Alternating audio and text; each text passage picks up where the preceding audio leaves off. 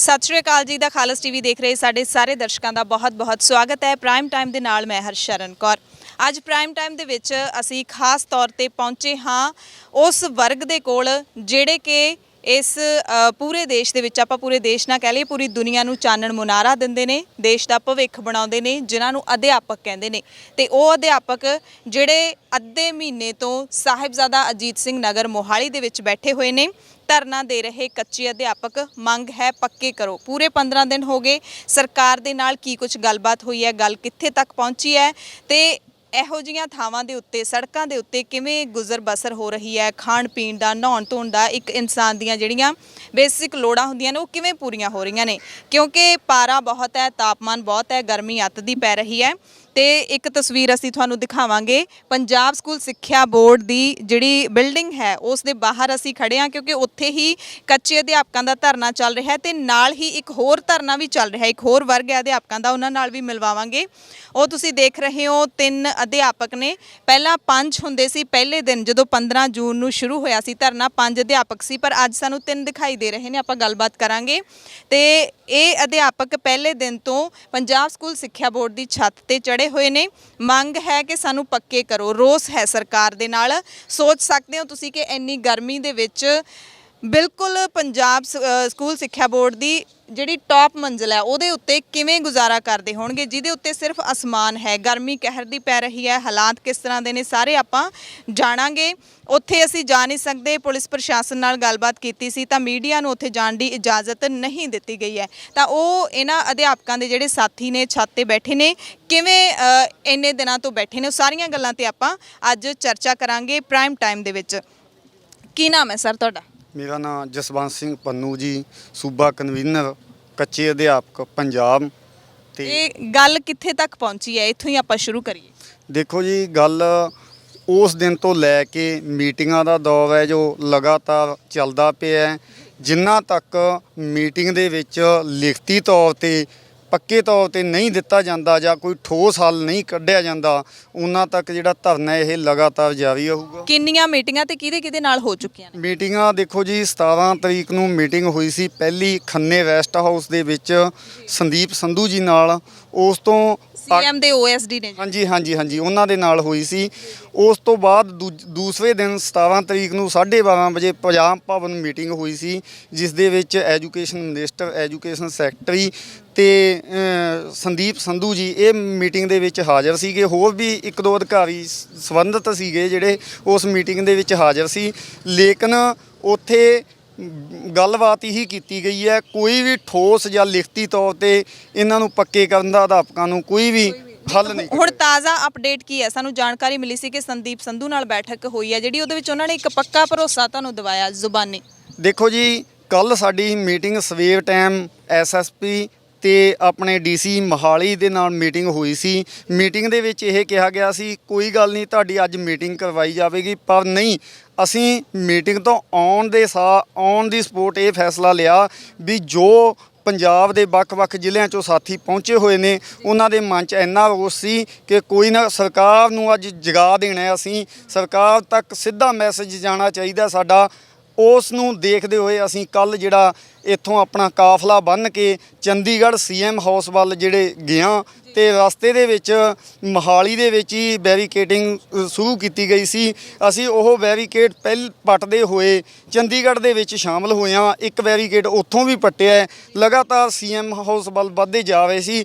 ਪ੍ਰਸ਼ਾਸਨ ਨੇ ਤੁਰੰਤ ਸਾਨੂੰ ਮੀਟਿੰਗ ਕਰਵਾਈ ਗਈ, ਜੋ ਕਿ ਕਾਂਗਰਸ ਭਵਨ ਜਿਹੜਾ 15 ਸੈਕਟਰ ਦੇ ਵਿੱਚ ਹੈ, ਉੱਥੇ ਸੰਦੀਪ ਸੰਧੂ ਜੀ ਨਾਲ ਮੀਟਿੰਗ ਹੋਈ ਜੀ। ਉਸ ਤੋਂ ਪਹਿਲਾਂ ਪੁਲਿਸ ਨੇ ਲਾਠੀ ਚਾਰਜ ਵਗੈਰਾ, ਜਿਹੜੇ ਪਾਣੀ ਦੇ ਜਲ ਤੋਪਾਂ ਵੀ ਸਿੱਟੀਆਂ ਸੀਗੀਆਂ। ਤੇ ਅਧਿਆਪਕ ਕੋਈ ਜ਼ਖਮੀ ਤਾਂ ਨਹੀਂ ਹੋਏ ਕੱਲ ਵਾਲੇ? ਦੇਖੋ ਜੀ, ਬਹੁਤ ਸਾਰੇ ਅਧਿਆਪਕ ਨੇ ਜਿਹੜੇ ਜ਼ਖਮੀ ਵੀ ਹੋਏ ਨੇ, ਸੱਟਾਂ ਵੀ ਵੱਜੀਆਂ ਨੇ। ਰਸਤੇ ਦੇ ਵਿੱਚ ਜਦੋਂ ਬੈਰੀਕੇਡ ਪੱਟੇ ਗਏ ਤੇ ਬਹੁਤ ਸਾਥੀਆਂ ਦੇ ਸੱਟਾਂ ਵੱਜੀਆਂ ਨੇ, ਬਹੁਤ ਜ਼ਿਆਦਾ ਮੁਸ਼ਕਲਾਂ ਆਈਆਂ ਨੇ। ਤੁਹਾਨੂੰ ਪਤਾ ਹੀ ਹੈ, ਤੁਸੀਂ ਮੀਡੀਆ ਤੇ ਦੇਖ ਹੀ ਚੁੱਕੇ ਹੋ ਵੀ ਕਿੰਨੇ ਸਾਥੀਆਂ ਨੂੰ ਕੀ ਤਸੱਦਦ ਹੋਏ ਨੇ। ਜੀ ਬਿਲਕੁਲ। ਸੋ ਸੰਦੀਪ ਸੰਧੂ ਨਾਲ ਪੰਜਾਬ ਭਵਨ 'ਚ ਬੈਠਕ ਹੋਈ, ਉਹਨਾਂ ਨੇ ਕੀ ਕਿਹਾ? ਹੁਣ ਸੰਦੀਪ ਸੰਧੂ ਜੀ ਨਾਲ ਜੋ ਵੀ ਪੰਜਾਬ ਭਵਨ ਦੇ ਵਿੱਚ ਬੈਠਕ ਹੋਈ ਹੈ, ਸਾਨੇ ਜੋ ਮੰਗ ਰੱਖੀ ਹੈ ਵੀ ਜਿੰਨੇ ਕੱਚੇ ਅਧਿਆਪਕ ਨੇ ਉਹਨਾਂ ਨੂੰ ਪੱਕੇ ਕੀਤਾ ਜਾਵੇ। ਪੱਕੇ ਕਰਨਾ ਕਿਵੇਂ ਹੈ ਉਹ ਤੁਹਾਡੀ ਜ਼ਿੰਮੇਵਾਰੀ ਹੈ। ਪਿਛਲੇ 18 ਸਾਲ ਤੋਂ ਅਸੀਂ ਲਗਾਤਾਰ ਕੰਮ ਕਰਦੇ ਆ ਰਹੇ ਹਾਂ। ਸਾਨੂੰ ਮੀਟਿੰਗਾਂ ਦੇ ਵਿੱਚ ਬੁਲਾਇਆ ਗਿਆ ਹੈ।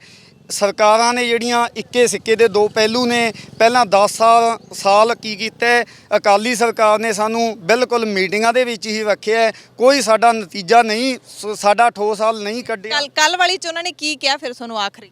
ਕੱਲ ਦੀ ਮੀਟਿੰਗ ਦੇ ਵਿੱਚ ਇਹ ਹੋਇਆ ਹੈ ਵੀ ਜਿਹੜੀ ਮੀਟਿੰਗ ਹੈ ਅਗਲੇ ਮੰਗਲਵਾਰ 6 ਜੁਲਾਈ ਦੀ ਮੀਟਿੰਗ ਹੋਣੀ ਹੈ, ਜਿਸ ਮੀਟਿੰਗ ਦੇ ਵਿੱਚ ਸਿੱਖਿਆ ਮੰਤਰੀ, ਸਿੱਖਿਆ ਸਕੱਤਰ ਸ਼੍ਰੇਸ਼ ਕੁਮਾਰ ਜੀ, ਸੰਦੀਪ ਸੰਧੂ ਜੀ, ਫਾਈਨਾਂਸ ਮਿਨਿਸਟਰ, ਜਿੰਨੀ ਵੀ ਹਾਈ ਪਾਵਰ ਕਮੇਟੀ ਆ ਉਹ ਸਾਰੀ ਮੀਟਿੰਗ ਦੇ ਵਿੱਚ ਮੌਜੂਦ ਹੋਊਗੀ। ਤੁਹਾਡਾ ਔਨ ਦੀ ਸਪੋਰਟ ਉਸ ਦਿਨ ਜ਼ਰੂਰ ਹੱਲ ਕੱਢਿਆ ਜਾਏਗਾ। ਜੀ ਜੀ, ਸੋ ਇਹ 6 ਜੁਲਾਈ ਤੱਕ, ਹੁਣ 6 ਜੁਲਾਈ ਤੱਕ ਤੁਸੀਂ ਇੱਥੇ ਹੀ ਬੈਠੇ ਰਹਿਣਾ? 6 ਜੁਲਾਈ ਤੱਕ ਸਾਡਾ ਸੰਘਰਸ਼ ਹੈ ਜਿਹੜਾ ਲਗਾਤਾਰ ਜਾਰੀ ਰਹੂਗਾ। ਪ੍ਰਸ਼ਾਸਨ ਵੱਲੋਂ ਇੱਕ ਗੱਲ ਕਹੀ ਗਈ ਸੀ ਵੀ ਤੁਸੀਂ ਆਪਣਾ ਜਿਹੜਾ ਧਰਨਾ ਹੈ ਉਸ ਨੂੰ ਹੱਲ ਠੰਡੇ ਪਾ ਦਿਓ ਜਾਂ ਆਪਣੇ ਸਾਥੀਆਂ ਨੂੰ ਬਿਲਡਿੰਗ ਤੋਂ ਨੀਚੇ ਲਾ ਲਓ। ਅਸੀਂ ਉਹਨਾਂ ਨੂੰ ਬਿਲਕੁਲ ਜਵਾਬ ਦਿੱਤਾ, ਜਿੰਨਾ ਤੱਕ ਸਾਡੇ ਕੋਲ ਕੋਈ ਠੋਸ ਹੱਲ ਨਹੀਂ ਕੱਢਿਆ ਜਾਂਦਾ ਉਹਨਾਂ ਤੱਕ ਇਹ ਧਰਨਾ ਜਿਹੜਾ ਕੰਟੀਨਿਊ ਜਾਰੀ ਰਹੇਗਾ ਜੀ। ਬਿਲਕੁਲ, ਸੋ ਸਾਥੀਆਂ ਨੂੰ ਥੱਲੇ ਲਾਉਣ ਦੀ ਵੀ ਗੱਲ ਕੀਤੀ ਹੈ ਪ੍ਰਸ਼ਾਸਨ ਨੇ, ਪਰ ਲਗਾਤਾਰ ਉਹ ਜਿਹੜੇ ਅਧਿਆਪਕਾਂ ਦੇ ਸਾਥੀ ਨੇ ਉੱਪਰ, ਹੁਣ ਵੀ ਤੁਸੀਂ ਦੇਖ ਰਹੇ ਹੋ ਤਸਵੀਰਾਂ ਕਿ ਉੱਥੇ ਇੰਨੀ ਤਪਦੀ ਧੁੱਪ ਦੇ ਵਿੱਚ ਖੜੇ ਹੋਏ ਨੇ। ਸਿਖਰ ਦੁਪਹਿਰਾ ਹੈ ਇਸ ਵਕਤ। ਸਾਨੂੰ ਇਹ ਵੀ ਜਾਣਕਾਰੀ ਮਿਲੀ ਹੈ ਕਿ ਜਿਹੜੇ ਉੱਪਰ ਅਧਿਆਪਕ ਪ੍ਰੋਟੈਸਟ ਦੇ ਵਿੱਚ ਡਟੇ ਹੋਏ ਨੇ ਉਹਨਾਂ ਦੇ ਪਰਿਵਾਰ ਦੇ ਮੈਂਬਰ ਵੀ ਇੱਥੇ ਮੌਜੂਦ ਨੇ। ਕੀ ਨਾਮ ਹੈ ਮੈਡਮ ਤੁਹਾਡਾ? ਰਜਿੰਦਰ ਕੌਰ ਜੀ, ਤੁਹਾਡੇ ਪਤੀ ਹੈਗੇ ਨੇ ਉੱਪਰ, ਹਾਂਜੀ। ਕੀ ਨਾਮ ਹੈ ਉਹਨਾਂ ਦਾ? ਮਨਜੀਤ ਸਿੰਘ ਔਲਖ। 15 ਜੂਨ ਤੋਂ ਉੱਥੇ ਬੈਠੇ ਨੇ? ਹਾਂਜੀ ਹਾਂਜੀ। ਤੇ ਪਹਿਲਾਂ ਇਹ ਜਾਣਕਾਰੀ ਸੀ ਸਾਡੇ ਕੋਲ ਕਿ 5 ਅਧਿਆਪਕ ਡਟੇ ਹੋਏ ਨੇ ਤੇ ਹੁਣ 3 ਨੇ ਜਾਂ ਫਿਰ 2 ਆਸ-ਪਾਸ ਬੈਠੇ ਨੇ, ਕੀ ਜਾਣਕਾਰੀ ਹੈ? ਉਹਨਾਂ ਦੀ ਮੈਡਮ ਸਿਹਤ ਖਰਾਬ ਹੋ ਗਈ ਸੀ। ਇੱਕ ਰਾਹੁਲ ਅੰਮ੍ਰਿਤਸਰ ਤੇ ਉਹਨਾਂ ਦੇ ਇੱਕ ਮਾਤਾ ਦੀ ਘਰ ਬਹੁਤ ਜ਼ਿਆਦਾ ਤਬੀਅਤ ਖਰਾਬ ਹੋ ਗਈ, ਇਸ ਕਰਕੇ ਉਹਨਾਂ ਨੂੰ ਉੱਪਰੋਂ ਥੱਲੇ ਆਉਣਾ ਪਿਆ। ਜੀ, ਸੋ ਇਹ ਜਿਹੜਾ ਉਸ ਦਿਨ ਪਹਿਲੇ ਦਿਨ 15 ਜੂਨ ਨੂੰ ਹੀ ਉੱਪਰ ਜਿਹੜਾ ਚੜ ਗਏ ਸੀ ਅਧਿਆਪਕ, ਇਹ ਪਹਿਲਾਂ ਤੋਂ ਪਲਾਨ ਸੀ ਜਾਂ ਔਨ ਦਾ ਸਪੌਟ ਹੋਇਆ ਇਹ ਸਭ? ਇਹ ਮੈਡਮ ਔਨ ਦਾ ਸਪੌਟ ਹੋਇਆ ਸਾਰਾ। ਪਹਿਲਾਂ ਤਾਂ ਕਿਹਾ ਗਿਆ ਸੀ ਕਿ ਆਪਾਂ ਪਟਿਆਲੇ ਸੀਐਮ ਦੀ ਘਰਾਓ ਕਰਾਂਗੇ, ਪਰ ਅਚਾਨਕ ਫਿਰ ਔਨ ਦਾ ਸਪੌਟ ਜਿਹੜਾ ਮਤਲਬ ਕਮੇਟੀ ਨੇ ਇਹ ਫੈਸਲਾ ਲੈਣਾ ਪਿਆ, ਇਸ ਕਰਕੇ ਜਿਹੜਾ ਉਹ ਸਾਥੀ ਪਹਿਲਾਂ ਤੋਂ ਤਿਆਰੀ ਕੀਤੀ ਹੋਈ ਤੇ ਉਹ ਉੱਪਰ ਚੜ ਗਏ ਸੀ ਸਾਥੀ। ਤੇ ਜਿਹੜੇ ਉਹਨਾਂ ਦੀ ਹਾਲਤ ਹੁਣ ਕਿਵੇਂ ਹੈਗੀ ਹੈ, ਸਿਹਤ ਪੱਖੋਂ ਕਿਵੇਂ ਨੇ? ਉਹਨਾਂ ਨੂੰ ਰੋਟੀ ਪਾਣੀ ਨਹਾਉਣ ਧੋਣ ਦਾ ਕਿਵੇਂ ਕਰ ਰਹੇ ਨੇ ਸਾਰਾ ਪ੍ਰਬੰਧ? ਮੈਡਮ ਹੈ ਤਾਂ ਬਹੁਤ ਪ੍ਰੋਬਲਮ ਆ, ਲੇਕਿਨ ਸਵੇਰੇ ਮਤਲਬ ਮੇਰੇ ਹਸਬੈਂਡ ਨੂੰ ਕਾਫੀ ਮਤਲਬ ਉਹਨਾਂ ਦਾ ਬੀਪੀ ਲੋ ਹੋ ਗਿਆ ਸੀ, ਬਿਮਾਰ ਹੋ ਗਏ ਸੀ। ਦੂਸਰੇ ਵੀ ਕੁਲਵਿੰਦਰ ਸਿੰਘ ਨਾੜੂ ਹੈ ਜੋ ਉਹ ਵੀ 2-3 ਦਿਨ ਪਹਿਲਾਂ ਕਾਫੀ ਬਿਮਾਰ ਰਹੇ ਆ, ਲੇਕਿਨ ਹੁਣ ਉਹ ਠੀਕ ਹੈ। ਉਹ ਤਾਂ ਸਾਰੇ ਸਾਥੀਆਂ ਦਾ ਹੌਸਲਾ ਵਜਾਈ ਹੈ ਕਿ ਜਿੰਨੇ ਵੀ ਇੱਥੇ ਹੋਣਗੇ ਉਹਨਾਂ ਦਾ ਕਰਕੇ ਉਹ ਉੱਪਰ ਬੈਠੇ ਹੋਏ ਨੇ। ਹਾਂਜੀ, ਤੇ ਇੱਥੇ ਉਹਨਾਂ ਦੀ ਸਿਹਤ, ਤੁਸੀਂ ਕਹਿ ਰਹੇ ਹੋ ਕਿ ਸਾਰੀਆਂ ਸਮੱਸਿਆਵਾਂ ਆਉਂਦੀਆਂ ਨੇ, ਪ੍ਰਸ਼ਾਸਨ ਵੱਲੋਂ ਕੋਈ ਵੀ ਮਦਦ ਹੈ ਉੱਪਰ ਬੈਠਿਆਂ ਨੂੰ, ਥੱਲੇ ਬੈਠਿਆਂ ਨੂੰ, ਕਿਸੇ ਨੂੰ ਵੀ? ਪ੍ਰਸ਼ਾਸਨ ਚਲੋ ਥੋੜੀ ਬਹੁਤੀ ਮਦਦ ਕਰ ਰਿਹਾ, ਬਾਕੀ ਸਮਾਜ ਸੇਵੀ ਸੰਸਥਾਵਾਂ ਜਿਹੜੀਆਂ ਨੇ ਸਾਡੇ। ਪ੍ਰਸ਼ਾਸਨ ਕਿਸ ਤਰੀਕੇ ਦੀ ਮਦਦ ਕਰ ਰਿਹਾ?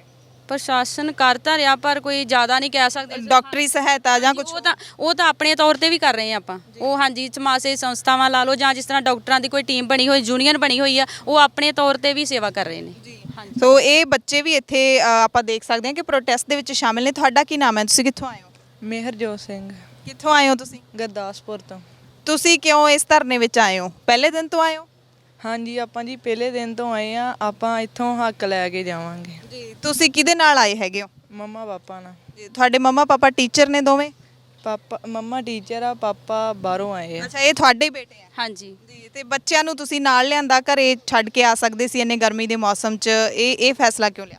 ਇਹ ਸਿਰਫ ਸਾਰੇ ਆਪਣੇ ਪਾਪਾ ਦਾ ਕਰਕੇ ਕਿ ਬਾਕੀ ਸਾਰੇ ਕਿ ਛੋਟੇ ਛੋਟੇ ਬੱਚੇ ਆ ਤੇ ਚਲੋ ਫਿਰ ਵੀ ਵੱਡੇ ਆ, ਬਹੁਤ ਛੋਟੇ ਛੋਟੇ, ਕੋਈ 6 ਮਹੀਨੇ ਦੇ 3 ਮਹੀਨੇ ਦੇ ਬੱਚੇ ਵੀ ਆ, ਉਹ ਜਿਹੜੇ ਲਗਾਤਾਰ ਇੱਥੇ ਆ ਰਹੇ, ਕਿਉਂਕਿ ਕਈਆਂ ਦੇ ਘਰਾਂ ਦੇ ਵਿੱਚ ਪਰਿਵਾਰ ਜਿਹੜੇ ਦੋਨੋਂ ਹਸਬੈਂਡ ਵਾਈਫ ਹੀ ਆ, ਇਸ ਕਰਕੇ ਪੂਰੀਆਂ ਫੈਮਲੀਆਂ ਇੱਥੇ ਆਈਆਂ ਨੇ। ਬਿਲਕੁਲ, ਤੁਸੀਂ ਦੇਖ ਸਕਦੇ ਹੋ ਕਿ ਬੱਚਾ ਇੱਕ ਨਿੱਕਾ ਜਿਹਾ। ਤੁਸੀਂ ਵੀ ਟੀਚਰ ਹੋ?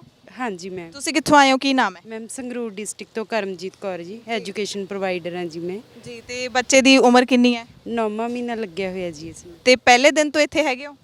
ਵਿੱਚ ਦੀ ਆ ਜਾਂਦੇ ਆ ਮੈਮ, ਫਿਰ ਛੋਟਾ ਬੱਚਾ ਕਰਕੇ ਸਟੇ ਨਹੀਂ ਕਰ ਸਕਦੇ। ਠੀਕ ਹੈ, ਤੇ ਫਿਰ ਘਰ ਦੇ ਮਨਾ ਨਹੀਂ ਕਰਦੇ ਕਿ ਇੰਨੇ ਛੋਟੇ ਬੱਚੇ ਨੂੰ ਤੁਸੀਂ ਧਰਨੇ ਤੇ ਲੈ ਕੇ ਚੱਲੇ ਹੋ? ਕਰਦੇ ਆ ਜੀ, ਪਰ ਇਹਨਾਂ ਦੇ ਫਿਊਚਰ ਕਰਕੇ ਹੀ ਸਾਨੂੰ ਆਉਣਾ ਪੈਂਦਾ ਜੀ। ਤੇ ਤੁਹਾਨੂੰ ਕਿੰਨੀ ਤਨਖਾਹ ਮਿਲਦੀ ਹੈਗੀ ਹੈ?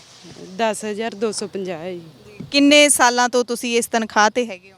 ਮੈਮ ਪਹਿਲਾਂ ਥੋੜੀ ਸੀ ਜੀ, ਥੋੜੀ ਵੱਧਦੀ 2500 ਤੋਂ ਸ਼ੁਰੂ ਕੀਤਾ ਸੀ ਜੀ, ਤੇ ਹੁਣ ਸਾਨੂੰ 12 ਸਾਲ ਤੋਂ ਉੱਪਰ ਹੋ ਚੁੱਕੇ ਨੇ ਜੀ। ਜੀ, ਸੋ ਦੇਖ ਸਕਦੇ ਹੋ ਤੁਸੀਂ 12 ਸਾਲ ਤੋਂ ਉੱਪਰ ਹੋ ਚੁੱਕੇ ਨੇ। 10,200 ਇਹਨਾਂ ਦੀ ਤਨਖਾਹ ਹੈਗੀ ਹੈ, ਪਰ ਇਹੋ ਜਿਹੀ ਵੀ ਸਾਨੂੰ ਜਾਣਕਾਰੀ ਮਿਲੀ ਹੈ ਕਿ 3500 ਤੋਂ ਲੈ ਕੇ 10-10 ਹਜ਼ਾਰ ਤੱਕ ਤਨਖਾਹਾਂ ਦੇ ਉੱਤੇ 10 ਸਾਲਾਂ ਤੋਂ ਵੀ ਵੱਧ ਸਮਾਂ ਹੋ ਗਿਆ ਅਧਿਆਪਕ ਨੇ ਜਿਹੜੇ ਕਿਵੇਂ ਗੁਜ਼ਾਰਾ ਕਰ ਰਹੇ ਨੇ। ਤੁਸੀਂ ਕਿੱਥੋਂ ਆਏ ਹੋ ਮੈਡਮ? ਕੀ ਨਾਮ ਹੈ? ਭਵਾਨੀਗੜ੍ਹ ਤੋਂ ਰਾਮਮੂਰਤੀ ਮੈਮ। ਤੁਹਾਨੂੰ ਕਿੰਨਾ ਟਾਈਮ ਹੋ ਗਿਆ ਇਹ ਨੌਕਰੀ ਕਰਦੇ ਹੋਏ? 12 ਸਾਲ ਹੋ ਗਏ ਮੈਮ। 13ਵਾਂ ਸਾਲ ਲੱਗਿਆ ਹੋਇਆ ਜੀ। ਜਦੋਂ ਤੁਸੀਂ ਸ਼ੁਰੂਆਤ ਕੀਤੀ ਸੀ ਨੌਕਰੀ ਦੀ, ਉਦੋਂ ਕਿੰਨੀ ਤਨਖਾਹ ਸੀ? ਮੈਂ 2500 ਰੁਪਇਆ ਜੀ। ਹੁਣ ਕਿੰਨੀ ਹੈ? ਮੈਮ 11000। ਜੀ ਤੇ ਇਹ ਵੀ ਪਤਾ ਲੱਗਿਆ ਕਿ ਤੁਹਾਡੇ ਜਦੋਂ ਤੋਂ ਤੁਸੀਂ ਕੱਚੇ ਅਧਿਆਪਕ ਤਾਇਨਾਤ ਕੀਤੇ ਹੈਗੇ ਹੋ ਤੇ ਉਸ ਤੋਂ ਲੈ ਕੇ ਹੁਣ ਤੱਕ ਬਾਕੀ ਅਧਿਆਪਕਾਂ ਦੀਆਂ ਨਿਯੁਕਤੀਆਂ ਹੋ ਗਈਆਂ ਤੁਹਾਨੂੰ ਛੱਡ ਕੇ, ਅਜਿਹਾ ਹੋਇਆ? ਹਾਂਜੀ ਮੈਮ, ਹੁਣ ਤੱਕ ਲੜ ਰਹੇ ਹਾਂ ਅਸੀਂ ਇਸੇ ਗੱਲਾਂ ਦੇ ਨਾਲ। ਪਹਿਲਾਂ ਅਸੀਂ ਬੀਐਡ ਕਰੀ, ਐਮਏ ਕਰੀ, ਸਾਰਾ ਕੁਝ ਕਰਿਆ। ਮੈਂ ਪੂਰਾ 4 ਸਾਲ ਸਕੂਲ ਵੀ ਸਾਂਭਿਆ, 5 ਸਾਲ ਮੈਂ ਸਕੂਲ ਦੀ ਇੰਚਾਰਜ ਵੀ ਰਹੀ ਹਾਂ। ਤੇ ਉਦੋਂ ਦਾ ਸਕੂਲ ਦੇਖ ਲੈਣ ਤੇ ਹੁਣ ਦਾ ਸਕੂਲ ਦੇਖ ਲੈਣ, ਬਹੁਤ ਗੁੱਸਾ ਆਉਂਦਾ ਮੈਮ ਸਰਕਾਰ ਤੇ। ਜੀ ਬਿਲਕੁਲ। ਸੋ ਘਰ ਦਾ ਗੁਜ਼ਾਰਾ ਇੰਨੀ ਕੁ ਤਨਖਾਹ ਨਾਲ ਚੱਲ ਜਾਂਦਾ, ਕਿਵੇਂ ਸਾਰਾ ਗੁਜ਼ਾਰਾ ਕਰਦੇ ਹੋ? ਕੌਣ ਕੌਣ ਹੈ ਪਰਿਵਾਰ 'ਚ? ਪਰਿਵਾਰ 'ਚ ਮੈਮ ਅਸੀਂ 5 ਹੀ ਹਾਂ ਜੀ। ਚਲੋ ਕੁਛ ਮੇਰੇ ਹਸਬੈਂਡ ਕਮਾ ਰਹੇ ਆ, ਕੁਛ ਮੈਂ ਕਮਾ ਰਹੀ ਹਾਂ ਜੀ। ਗੁਜ਼ਾਰਾ ਤਾਂ ਚਲੋ ਚੱਲਦਾ, ਪਰ ਸਰਕਾਰ ਕਨੀ ਦੇਖ ਕੇ 10-12 ਸਾਲ ਹੋ ਗਏ ਢਿੱਡ ਖਾਂਦਿਆਂ ਨੂੰ। ਤੇ ਹੁਣ ਤੁਸੀਂ ਘਰੇ ਕਿਹਨੂੰ ਛੱਡ ਕੇ ਆਏ ਹੋ? ਪਰਿਵਾਰ ਨੂੰ ਇੱਥੇ ਧਰਨੇ ਦੇ ਵਿੱਚ ਬੈਠੇ ਹੋ ਇੰਨੇ ਦਿਨ, ਕਦੇ ਪਹਿਲਾਂ ਕੋਈ ਧਰਨੇ ਦੇ ਵਿੱਚ ਤੁਸੀਂ ਸ਼ਾਮਿਲ ਹੋਏ ਹੋ? ਮੈਮ ਅਸੀਂ ਉਹਦੇ ਤੋਂ ਸੰਘਰਸ਼ ਕਰਦੇ ਆ ਰਹੇ ਹਾਂ, ਸਾਰੇ ਬਾਦਲ ਸਰਕਾਰ ਵੀ ਆਈ, ਕਾਂਗਰਸ ਵੀ ਆਈ, ਅਸੀਂ ਉਹਦੇ ਤੋਂ ਸੰਘਰਸ਼ ਕਰਦੇ ਆ ਰਹੇ ਹਾਂ। ਮੈਂ ਸਾਰੇ ਧਰਨਿਆਂ 'ਚ ਹੀ ਜਾ ਰਹੀ ਹਾਂ। ਤੇ ਇਹ ਧਰਨਿਆਂ ਬਿਲਕੁਲ। ਸੋ 11 ਸਾਲ ਹੋ ਗਏ ਨੇ ਤੁਹਾਨੂੰ ਇਹਨਾਂ ਧਰਨਿਆਂ ਦੇ ਵਿੱਚ ਆਉਣ ਕਰਕੇ। ਜਿਹੜਾ ਸਮਾਂ ਤੁਹਾਡਾ ਜਾਂਦਾ ਹੈਗਾ ਉਹਦੇ ਨਾਲ ਤੁਹਾਡੀ ਜ਼ਿੰਦਗੀ ਤੇ ਕੀ ਪ੍ਰਭਾਵ ਪੈਂਦਾ ਹੈ ਇਹ ਸਾਰੇ ਮਾਹੌਲ ਦਾ? ਮੈਮ ਜਦੋਂ ਅਸੀਂ ਆਏ ਸੀ ਪੂਰੇ ਜੰਗ ਸੀਗੇ, ਹੁਣ ਅਸੀਂ ਬੁਢਾਪੇ ਵੱਲ ਜਾ ਰਹੇ ਹਾਂ। ਉੱਤੋਂ ਸਰਕਾਰ ਕਹਿ ਰਹੀ ਹੈ ਟੈਸਟ ਦਿਓ। ਅਸੀਂ ਪਹਿਲਾਂ ਐਨਟੀਟੀ ਕਰੀ ਆ, ਹੁਣ ਸਾਨੂੰ ਟੈਸਟ ਦੇਣ ਲਈ ਮਜਬੂਰ ਕਰ ਰਹੀ ਆ। ਅਸੀਂ ਟੈਸਟ ਤੋਂ ਮੈਡਮ ਸਾਨੂੰ ਬਹੁਤ ਔਖਾ ਟੈਸਟ ਦੇਣਾ। ਇਸ ਉਮਰ 'ਚ ਬੱਚੇ ਵੀ ਸਾਡੇ ਨਾਲ ਬਰਾਬਰ ਪੜ੍ਹ ਰਹੇ ਨੇ ਔਰ ਅਸੀਂ ਆਪ ਵੀ ਟੈਸਟ ਦੇਣ ਦੀ ਤਿਆਰੀ 'ਚ ਬਹੁਤ ਔਖਾ ਲੱਗ ਰਿਹਾ ਮੈਮ। ਬਿਲਕੁਲ। ਸੋ ਸਰ ਤੁਸੀਂ ਦੱਸੋ ਕਿ ਕੀ ਸ਼ਰਤਾਂ ਨੇ ਜਿਹੜੀਆਂ ਸਰਕਾਰ ਲਾ ਰਹੀ ਹੈ ਤੁਹਾਡੇ ਤੇ ਪੱਕੇ ਹੋਣ ਦੇ ਲਈ? ਟੈਸਟ ਦਾ ਇਹ ਕੀ ਮਸਲਾ ਹੈ? ਦੇਖੋ ਜੀ 83-93 ਪੋਸਟਾਂ ਕੱਢੀਆਂ ਗਈਆਂ ਨੇ। ਕੁਝ ਸਮਾਂ ਪਹਿਲਾਂ ਸੈਕਟਰੀ ਸਾਹਿਬ ਵੱਲੋਂ ਇਹ ਹੋਇਆ ਸੀਗਾ ਵੀ ਜਿਹੜੇ 83-93 ਬੰਦੇ ਨੇ ਜਿਹੜੇ ਉਹ ਵਲੰਟੀਅਰ ਟੀਚਰਾਂ ਨੂੰ ਹੀ ਨਿਯੁਕਤ ਕੀਤਾ ਜਾਵੇਗਾ। ਪਰ ਬਾਅਦ ਦੇ ਵਿੱਚ ਕੀ ਹੈ, ਉਹ ਬਿਲਕੁਲ ਸ਼ਰਤਾਂ ਜਿਹੜੀਆਂ ਕਮੈਂਟਮੈਂਟ ਹੋਈ ਸੀ ਉਹ ਬਿਲਕੁਲ ਬਦਲ ਦਿੱਤੀ ਗਈ ਹੈ। ਕਮੈਂਟਮੈਂਟ ਇਹ ਹੋਈ ਸੀ ਜਿੰਨੇ ਵੀ ਟੀਚਰ ਵਲੰਟੀਅਰ ਟੀਚਰਾਂ ਨੂੰ 83 ਜਿੰਨੀਆਂ ਪੋਸਟਾਂ ਕੱਢੀਆਂ ਜਾਣਗੀਆਂ ਓਨੇ ਵਲੰਟੀਅਰ ਟੀਚਰਾਂ ਨੂੰ ਹੀ ਇਸ ਪੋਸਟਾਂ 'ਤੇ ਨਿਯੁਕਤ ਕੀਤਾ ਜਾਵੇਗਾ। ਪਰ ਕੀ ਹੈ, ਹੁਣ ਕੀ ਕੀਤਾ ਗਿਆ ਹੈ, ਸਰਕਾਰੀ ਸਕੂਲ ਦੇ ਤਜਰਬੇ ਦੀ ਲੈਣ ਹੈ ਜਿਹੜੀ ਉਹ ਨਹੀਂ ਪਾਈ ਗਈ। ਹੋਰ ਵੀ ਕਈ ਕਮੀਆਂ ਨੇ ਇਸ ਦੇ ਵਿੱਚ, ਉਹ ਮਤਲਬ ਉਸ ਕਮੀਆਂ ਨੂੰ ਦੂਰ ਕੀਤਾ ਜਾਵੇ। ਅਸੀਂ ਕਿਹਾ ਵੀ ਜਿੰਨੇ ਵੀ ਸਾਡੇ ਟੀਚਰ ਨੇ ਸਾਰਿਆਂ ਨੂੰ ਹੀ ਨਿਯੁਕਤ ਕੀਤਾ ਜਾਵੇ। ਕਿੰਨੀ ਗਿਣਤੀ ਕਿੰਨੀ ਹੈਗੀ ਹੈ ਪੂਰੇ ਪੰਜਾਬ 'ਚ? ਗਿਣਤੀ ਦੇਖੋ ਜੀ, ਗਿਣਤੀ ਪੰਜਾਬ ਦੇ ਵਿੱਚ 13,000 ਗਿਣਤੀ ਹੈ। ਸਰਕਾਰ ਵੱਲੋਂ ਸੈਕਟਰੀ ਵੱਲੋਂ ਇਹ ਕਿਹਾ ਗਿਆ ਵੀ ਤੁਹਾਡੀ ਗਿਣਤੀ ਹੈ ਜਿਹੜੀ 10,721 ਹੈ। ਸਾਡੇ ਕੁਝ ਬੰਦੇ ਪਹਿਲਾਂ ਵੀ HT 'ਚ ਪ੍ਰਮੋਸ਼ਨ ਹੋਈ ਹੈ, ਇਸ ਕਰਕੇ ਕਹਿੰਦੇ ਤੁਹਾਡੀ ਗਿਣਤੀ ਘਟ ਚੁੱਕੀ ਹੈ। ਸਾਡੇ ਮੁਤਾਬਕ 13,000 ਗਿਣਤੀ ਹੈ ਜੀ। 5 ਕੈਟਾਗਰੀ ਦੇ ਵਲੰਟੀਅਰ ਅਧਿਆਪਕ ਨੇ। ਜੋ ਕਿਹੜੀਆਂ ਕੈਟਾਗਰੀਜ਼ ਨੇ ਉਹ ਵੀ ਦੱਸ ਦਿਓ। Categories AI, EGS, STR, education provider ਤੇ IEV। ਤੁਹਾਡਾ ਕੀ ਨਾਮ ਹੈ ਸਰ? ਤੁਸੀਂ ਕਿੱਥੋਂ ਆਏ? ਨਾਮ ਜਸਵੀਰ ਸਿੰਘ ਹੈ ਜੀ, ਮੈਂ ਲੁਧਿਆਣਾ ਤੋਂ ਬਿਲੋਂਗ ਕਰਦਾ। ਤੁਸੀਂ ਕਿਹੜੀ ਕੈਟਾਗਰੀ ਦੇ ਵਿੱਚ ਆਉਂਦੇ ਹੋ? ਅਸੀਂ EGS ਨੂੰ ਬਿਲੋਂਗ ਕਰਦੇ ਹਾਂ ਜੀ। ਤੁਹਾਨੂੰ ਕਿੰਨਾ ਸਾਲ ਹੋ ਗਿਆ ਸਰਵਿਸ ਦੇ ਵਿੱਚ? ਹੁਣ ਇਸ ਤਰ੍ਹਾਂ ਦੀ ਸਾਰੀਆਂ ਮਤਲਬ ਕੱਚੇ ਅਧਿਆਪਕ ਯੂਨੀਅਨ ਹੀ ਬਣ ਗਈ ਹੈਗੀ ਹੁਣ। ਹਾਂਜੀ ਹਾਂਜੀ, ਇਹ 18 ਸਾਲ ਤੋਂ ਹੈਗੇ ਜੀ, 2003 ਤੋਂ ਸੀਗੇ ਜੀ। ਠੀਕ ਹੈ। 18 ਸਾਲ ਤੋਂ ਤੁਸੀਂ ਰੈਗੂਲਰ ਹੀ ਨਹੀਂ ਹੋਏ? ਰੈਗੂਲਰ ਨਹੀਂ ਹੋਏ ਜੀ। ਪਹਿਲਾਂ ਇਹ ਸਰਕਾਰ ਨੇ EGS ਮਤਲਬ ਐਜੂਕੇਸ਼ਨ ਗਰੰਟੀ ਸਕੀਮ ਅਧੀਨ ਵਾਜਪਾਈ ਸਰਕਾਰ ਸੀਗੀ ਤੇ ਪੰਜਾਬ ਦੀ ਮੌਜੂਦਾ ਸਰਕਾਰ ਸੀ ਕੈਪਟਨ ਸਰਕਾਰ। ਇਹਨਾਂ ਨੇ ਕਿਹਾ ਸੀ ਤੁਸੀਂ ਮਤਲਬ 20 ਬੱਚੇ ਇਕੱਠੇ ਕਰੋ, ਗਰੀਬਾਂ ਦੇ ਕੋਈ ਵੀ ਬੱਚੇ ਹੋਣ ਤਾਂ ਤੁਹਾਡਾ ਸੈਂਟਰ ਖੁੱਲ ਜਾਏਗਾ। ਬਿਲਕੁਲ। ਜਦੋਂ EGS ਸੈਂਟਰ ਖੁੱਲੇ ਸੀਗੇ ਉਦੋਂ ਤੁਸੀਂ ਭਰਤੀ ਹੋਏ ਸੀ? ਉਦੋਂ ਇਹਨਾਂ ਨੇ ਮਤਲਬ ਸਾਨੂੰ BPO ਦਫ਼ਤਰ ਦੇ ਥਰੂ ਇਹਨਾਂ ਨੇ ਸਾਨੂੰ ਕੀਤਾ ਸੀਗਾ, ਪਸਕ ਕਮੇਟੀ ਦੇ ਥਰੂ। ਹੁਣ ਤੁਹਾਡੀ ਉਦੋਂ ਮੈਨੂੰ ਜਿੰਨੀ ਕੁ ਜਾਣਕਾਰੀ ਕਿ 1000 ਤੇ ਸ਼ਾਇਦ ਉਹਨਾਂ ਨੇ ਭਰਤੀ ਕੀਤੇ ਸੀ ਸਾਰੇ EGS ਵਲੰਟੀਅਰ। ਹੁਣ ਕਿੰਨੀ ਤਨਖਾਹ ਤੁਹਾਨੂੰ ਮਿਲਦੀ ਹੈ? ਹੁਣ ਇਸ ਵੇਲੇ ਜੀ 6000 ਮਿਲਦੀ ਹੈ ਜੀ। ਤੇ ਪਰਿਵਾਰ 'ਚ ਕੌਣ ਕੌਣ ਹੈ ਤੁਹਾਡੇ? ਕਿਵੇਂ ਗੁਜ਼ਾਰਾ ਕਿਵੇਂ ਚੱਲਦਾ? ਪਰਿਵਾਰ 'ਚ ਜੀ ਅਸੀਂ 4 ਮੈਂਬਰ ਹੈਗੇ ਹਾਂ ਤੇ ਗੁਜ਼ਾਰਾ ਬੜਾ ਔਖਾ ਚੱਲਦਾ ਹੈ। ਸਾਡਾ ਕੋਈ ਮੈਡੀਕਲ ਵੀ ਕੋਈ ਸਹੂਲਤ ਨਹੀਂ ਹੈਗੀ ਹੈ, ਕੋਈ ਸਾਨੂੰ ਮਤਲਬ ਕੋਈ ਕਿਸੇ ਪ੍ਰਕਾਰ ਦੀ ਸਰਕਾਰੀ ਸਹੂਲਤ ਨਹੀਂ ਹੈ। ਅਸੀਂ ਇਸ ਕਰਕੇ ਵੀ ਨਹੀਂ ਲਈ ਸੀਗੀ, ਚਲੋ ਕੱਲ੍ਹ ਨੂੰ 6000 ਤੋਂ ਵੱਧ ਸਾਡੀ ਤਨਖਾਹ ਵੱਧ ਜਾਣੀ, ਫਿਰ ਕਟਾਉਂਦੇ ਫਿਰਾਂਗੇ। ਈਵਨ ਨਾ ਅਸੀਂ ਸਾਡਾ ਨੀਲਾ ਕਾਰਡ ਹੈਗਾ, ਨਾ ਕੋਈ ਸਾਡਾ ਮੈਡੀਕਲ ਸਾਨੂੰ ਕੋਈ ਸਹੂਲਤ ਹੈਗੀ ਆ। ਮਿਸਿਸ ਦਾ ਆਪਰੇਸ਼ਨ ਕਰਾਉਣਾ ਸੀਗਾ, ਅਸੀਂ ਕਈ ਸਾਲ ਉਡੀਕਦੇ ਰਹੇ ਕਿ ਸਾਨੂੰ ਚਲੋ ਕੋਈ ਮੈਡੀਕਲ ਸੁਵਿਧਾ ਮਿਲੂਗੀ, ਤਨਖਾਹ ਵਧੀਆ ਮਿਲੂਗੀ, ਅਸੀਂ ਮਤਲਬ ਵਧੀਆ ਇਲਾਜ ਕਰਾਵਾਂਗੇ। ਅਖੀਰ 'ਚ ਜਦੋਂ ਜ਼ਿਆਦਾ ਮਿਸਿਸ ਗੰਭੀਰ ਹੋਣ ਲੱਗ ਪਏ, ਗੁਰਦੇ ਪੱਥਰੀ ਸੀ ਉਹਨਾਂ ਦੇ 22 mm ਦੀ, ਉਹ ਸਾਡੇ ਕੋਲ ਪੈਸੇ ਨਾ ਹੋਣ ਜਾਣੇ, ਤੁਹਾਨੂੰ ਪਤਾ ਹੀ ਹੈ ਜਦੋਂ ਕੋਈ ਕੰਮ ਵੀ ਨਹੀਂ ਹੁੰਦਾ ਤਾਂ ਰਿਸ਼ਤੇਦਾਰ ਵੀ ਇੰਨੇ ਨੇੜੇ ਨਹੀਂ ਹੁੰਦੇ ਆ। ਤੇ ਜਦੋਂ ਜ਼ਿਆਦਾ ਸੀਰੀਅਸ ਹੋਣ ਲੱਗ ਪਏ ਅਸੀਂ PGI ਵੀ ਦਿਖਾਉਂਦੇ ਰਹੇ ਹਾਂ ਕਿ ਚਲੋ ਸਾਡਾ ਇਲਾਜ ਹੋਵੇ। ਪਰ ਉਹਨਾਂ ਨੇ ਵੀ ਅੱਜ ਕੱਲ੍ਹ ਕੱਲ੍ਹ ਕਰਦੇ ਸਾਰੇ ਟੈਸਟ ਕਰਾਏ ਸੀ, ਫਿਰ ਸਾਨੂੰ ਪ੍ਰਾਈਵੇਟ ਕਰਾਉਣਾ ਪਿਆ ਲੋਨ ਚੱਕ ਕੇ। ਯਾਨੀ ਕਿ ਇਹ ਆਪਣੇ ਜਿਹੜੇ ਹਾਲਾਤ ਦੱਸ ਰਹੇ ਨੇ, ਜਿਹੜੇ ਕੱਚੇ ਅਧਿਆਪਕ ਨੇ 5 ਕੈਟਾਗਰੀਜ਼ ਦੇ ਅਧਿਆਪਕ ਨੇ, ਆਪਣੀ ਸਰਵਿਸ ਹੈ ਜਿਹੜੀ ਇਹਨਾਂ ਦੀ ਕਿੰਨੇ ਸਾਲਾਂ ਦੀ ਹੋ ਗਈ ਹੈ ਪਰ ਹਾਲੇ ਤੱਕ ਰੈਗੂਲਰ ਨਹੀਂ ਕੀਤਾ ਗਿਆ। ਸਰ ਕੀ ਨਾਮ ਹੈ ਤੁਹਾਡਾ, ਕਿੱਥੋਂ ਆਏ ਹੋ? ਮੇਰਾ ਨਾਮ ਪਰਮਜੀਤ ਸਿੰਘ ਹੈ ਜੀ। ਅਸੀਂ ਗਵਰਨਮੈਂਟ ਟੀਚਰ ਯੂਨੀਅਨ ਪੰਜਾਬ ਵੱਲੋਂ ਭਰਾਤਰੀ ਤੌਰ ਤੇ ਸ਼ੁਰੂ ਤੋਂ ਲੈ ਕੇ ਕੱਚੇ ਅਧਿਆਪਕਾਂ ਨੂੰ ਪੱਕੇ ਕਰਾਉਣ ਦੀ ਖਾਤਰ ਇਹਨਾਂ ਦੀ ਲੜਾਈ ਦੇ ਵਿੱਚ ਹਿੱਸਾ ਪਾ ਰਹੇ ਹਾਂ। ਇਹ ਅੱਜ ਜਿੱਥੇ ਸਮਾਜ ਦੇ ਲਈ ਬੜੀ ਦੁੱਖ ਵਾਲੀ ਗੱਲ ਹੈਗੀ, ਉੱਥੇ ਸਰਕਾਰ ਦੇ ਲਈ ਬੜੀ ਸ਼ਰਮ ਵਾਲੀ ਗੱਲ ਹੈਗੀ ਕਿ 2003 ਤੋਂ ਲੈ ਕੇ 12 15 18 ਸਾਲ ਇਹਨਾਂ ਲੋਕਾਂ ਨੇ ਇਸ ਵਿੱਦਿਆ ਮਹਿਕਮੇ ਨੂੰ ਦਿੱਤੇ ਨੇ ਤੇ ਉਹਨਾਂ ਬੱਚਿਆਂ ਨੂੰ, ਜਿਹੜੇ ਬੱਚੇ ਇਹਨਾਂ ਨੇ ਪੜ੍ਹਾਏ ਨੇ, ਉਹ ਵੀ ਅੱਜ ਨੌਕਰੀਆਂ ਲੱਗਣ ਵਾਲੀ ਸਥਿਤੀ ਦੇ ਵਿੱਚ ਆ ਚੁੱਕੇ ਨੇ। ਪਰ ਉਹਨਾਂ ਦੇ ਜਿਹੜੇ ਅਧਿਆਪਕ ਨੇ ਉਹ ਅੱਜ ਵੀ ਕੱਚੇ ਜਿਹੜੇ ਹੈਗੇ ਨੇ ਉਹ ਸੜਕਾਂ ਦੇ ਉੱਪਰ ਧੱਕੇ ਖਾ ਰਹੇ ਨੇ। ਅੱਜ ਅੱਤ ਦੀ ਗਰਮੀ ਦੇ ਵਿੱਚ ਤੁਸੀਂ ਦੇਖੋ ਕਿ ਕਿਸ ਤਰੀਕੇ ਦੀ ਗਰਮੀ ਹੈ। ਇਸ ਗਰਮੀ ਦੇ ਵਿੱਚ ਵੀ ਅੱਜ ਇਹ ਸ਼ਰਮ ਵਾਲੀ ਗੱਲ ਹੈ ਸਰਕਾਰ ਦੇ ਲਈ ਕਿ ਅਜੇ ਵੀ ਮੀਟਿੰਗਾਂ ਦਾ ਦੌਰ ਚੱਲ ਰਿਹਾ 18 ਸਾਲਾਂ ਬਾਅਦ ਵੀ, ਜਦੋਂ ਕਿ ਚਾਹੀਦਾ ਤਾਂ ਇਹ ਸੀ ਕਿ 18 ਸਾਲਾਂ ਬਾਅਦ ਇਹਨਾਂ ਦੇ ਪੜ੍ਹਾਏ ਹੋਏ ਜਿਹੜੇ ਵਿਦਿਆਰਥੀ ਨੇ ਉਹ ਵੀ ਨੌਕਰੀਆਂ ਦੀ ਤਾਕ ਦੇ ਵਿੱਚ ਨੇ ਤੇ ਅੱਜ ਇਹ 45 47 50 ਸਾਲਾਂ ਦੀ ਨੌਕਰੀ ਨੂੰ ਢੁੱਕ ਰਹੇ ਨੇ। ਜੇ ਇਹ ਅੱਜ ਵੀ ਰੈਗੂਲਰ ਹੁੰਦੇ ਨੇ ਤਾਂ ਇਹਨਾਂ ਦੇ ਸਾਹਮਣੇ ਸਿਰਫ 8 ਸਾਲ 58 ਸਾਲ ਦੇ ਉੱਤੇ ਇਹਨਾਂ ਲੋਕਾਂ ਨੇ ਰਿਟਾਇਰ ਹੋ ਜਾਣਾ ਹੈ ਤੇ ਸਰਕਾਰ ਨੂੰ ਇਹ ਚਾਹੀਦਾ ਹੈਗਾ। ਅਸੀਂ ਮੰਗ ਕਰਦੇ ਹਾਂ ਇਸ ਗੱਲ ਦੇ ਉੱਤੇ, ਅੱਜ ਜਿੱਥੇ ਸਰਕਾਰ ਕਹਿ ਰਹੀ ਹੈ ਕਿ ਅਸੀਂ ਸੂਬੇ ਨੂੰ ਖੁਸ਼ਹਾਲ ਕਰਤਾ ਹੈ, ਸਾਨੂੰ ਦੱਸਣ ਤਾਂ ਸਹੀ ਉਹ ਕਿ ਕਿਹੜਾ ਵਰਗ ਅੱਜ ਖੁਸ਼ਹਾਲ ਹੈਗਾ। ਅੱਜ ਪਟਿਆਲੇ ਦੇ ਵਿੱਚ ਮੋਤੀ ਮਹਿਲ ਨੂੰ ਕੱਚੇ ਅਧਿਆਪਕਾਂ ਵੱਲੋਂ ਜਿਹੜੇ ਬੇਰੁਜ਼ਗਾਰ ਟੈਟ ਪਾਸ ਨੇ ਉਹ ਮੋਤੀ ਮਹਿਲ ਦਾ ਘਿਰਾਓ ਕਰ ਰਹੇ ਨੇ।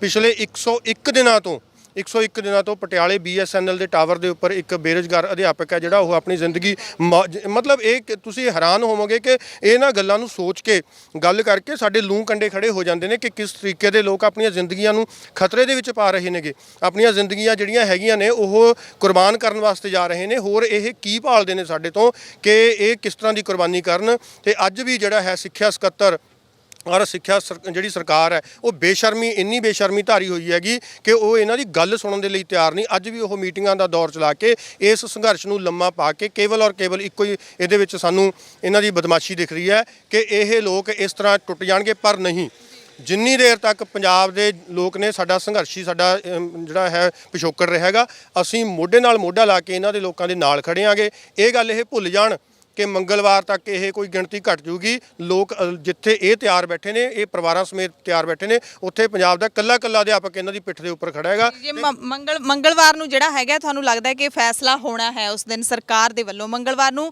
ਕਿੰਨੀ ਕੁ ਵੱਡੀ ਗਿਣਤੀ ਦੇ ਵਿੱਚ ਅਧਿਆਪਕ ਇੱਥੇ ਪਹੁੰਚਣਗੇ? ਜਿਹੜੇ ਪੰਜਾਬ ਦੇ ਵਿੱਚ ਅਲੱਗ-ਅਲੱਗ ਸ਼ਹਿਰਾਂ ਦੇ ਵਿੱਚ ਪ੍ਰੋਟੈਸਟ ਕਰ ਰਹੇ ਨੇ ਉਹ ਸਾਰੇ ਇੱਥੇ ਇਕੱਠੇ ਹੋਣਗੇ? ਬਿਲਕੁਲ ਜੀ, ਮੰਗਲਵਾਰ ਨੂੰ ਜਿੱਥੇ ਇਹ ਆਪ ਅਸੀਂ ਫੈਸਲਾ ਕਰ ਲਿਆ ਹੈਗਾ ਕਿ ਕੱਚੇ ਅਧਿਆਪਕ ਇਸ ਜਗ੍ਹਾ ਦੇ ਉੱਤੇ ਪਹੁੰਚਣਗੇ, ਉੱਥੇ ਗਵਰਨਮੈਂਟ ਟੀਚਰ ਯੂਨੀਅਨ ਵੱਲੋਂ ਸਾਡੇ ਵੱਲੋਂ ਹਰ ਰੋਜ਼ ਲਗਾਤਾਰ ਜਿਹੜੇ ਹੈਗੇ ਨੇ ਅਸੀਂ ਜੱਥਿਆਂ ਦੀ ਡਿਊਟੀ ਲਾਈ ਹੋਈ ਹੈ। ਅੱਜ ਪਟਿਆਲੇ ਜ਼ਿਲ੍ਹੇ ਦੀ ਵਾਰੀ ਹੈ, ਕੱਲ ਇੱਥੇ ਜਿਹੜਾ ਹੈ ਸਾਡਾ ਸਾਹਿਬਜ਼ਾਦਾ ਅਜੀਤ ਸਿੰਘ ਨਗਰ ਦੇ ਸਾਥੀ ਆ ਕੇ ਗਏ ਨੇ, ਕੱਲ ਨੂੰ ਰੋਪੜ ਦੀ ਵਾਰੀ ਹੈ। ਜੇਕਰ ਮੰਗਲਵਾਰ ਨੂੰ ਅਸੀਂ ਮੰਗਲਵਾਰ ਤੱਕ ਵੇਟ ਕਰਾਂਗੇ, ਜੇ ਮੰਗਲਵਾਰ ਤੱਕ ਇਹਨਾਂ ਨੇ ਇਹਨਾਂ ਅਧਿਆਪਕਾਂ ਦਾ ਮਸਲਾ ਨਾ ਹੱਲ ਕੀਤਾ ਤਾਂ ਇਹ ਦੇਖ ਲਓ ਕਿ ਇਹ ਸੜਕਾਂ ਦੇ ਉੱਤੇ ਅਧਿਆਪਕਾਂ ਦਾ ਹੜ੍ਹ ਲਿਆ ਦੇਣਗੇ। ਇਹਨਾਂ ਲੋਕਾਂ ਦਾ ਘਰਾਂ ਤੋਂ ਬਾਹਰ ਨਿਕਲਣਾ, ਦਫ਼ਤਰਾਂ ਤੋਂ ਬਾਹਰ ਨਿਕਲਣਾ ਬੰਦ ਕਰ ਦਿੱਤਾ ਜਾਊਗਾ। ਜੀ ਬਿਲਕੁਲ, ਸੋ ਤੁਸੀਂ ਦੇਖ ਸਕਦੇ ਹੋ ਕਿ ਗਵਰਨਮੈਂਟ ਟੀਚਰਸ ਯੂਨੀਅਨ ਪੰਜਾਬ ਦੇ ਵੱਲੋਂ ਵੀ ਹਮਾਇਤ ਹੈ ਜਿਹੜੀ ਉਹ ਦਿੱਤੀ ਜਾ ਰਹੀ ਹੈ।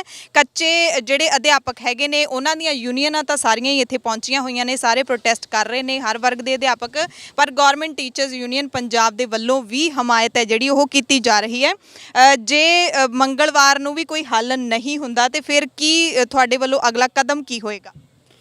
ਮੰਗਲਵਾਰ ਨੂੰ ਸਾਨੂੰ ਵੈਸੇ ਤਾਂ ਆਸ ਹੈ ਕਿ ਵੀ ਕੋਈ ਹੱਲ ਹੋਊਗਾ, ਨਹੀਂ ਜੋ ਹੁਣ ਇਸ ਮੰਗਲਵਾਰ ਨੂੰ ਹੋਇਆ ਇਦੋਂ ਦੁੱਗਣਾ ਹੋਊਗਾ ਤੇ ਕੋਈ ਤਕੜਾ ਤਿੱਖਾ ਅਸੀਂ ਐਕਸ਼ਨ ਵੀ ਕਰਾਂਗੇ ਜੀ। ਸੋ ਮੰਗਲਵਾਰ ਨੂੰ ਜਿਹੜਾ ਸਰ ਮੰਨ ਲਓ ਇਹ ਜਿੰਨੇ ਵੀ ਅਧਿਆਪਕ ਹੈਗੇ ਨੇ ਸਾਰਿਆਂ ਨੂੰ ਪੱਕੇ ਕਰਨ ਦੀ ਬਜਾਏ ਕੋਈ ਹੋਰ ਰਾਹ ਸਰਕਾਰ ਨੇ ਲੱਭਿਆ, ਨੈਗੋਸ਼ੀਏਟ ਕਰੋਗੇ?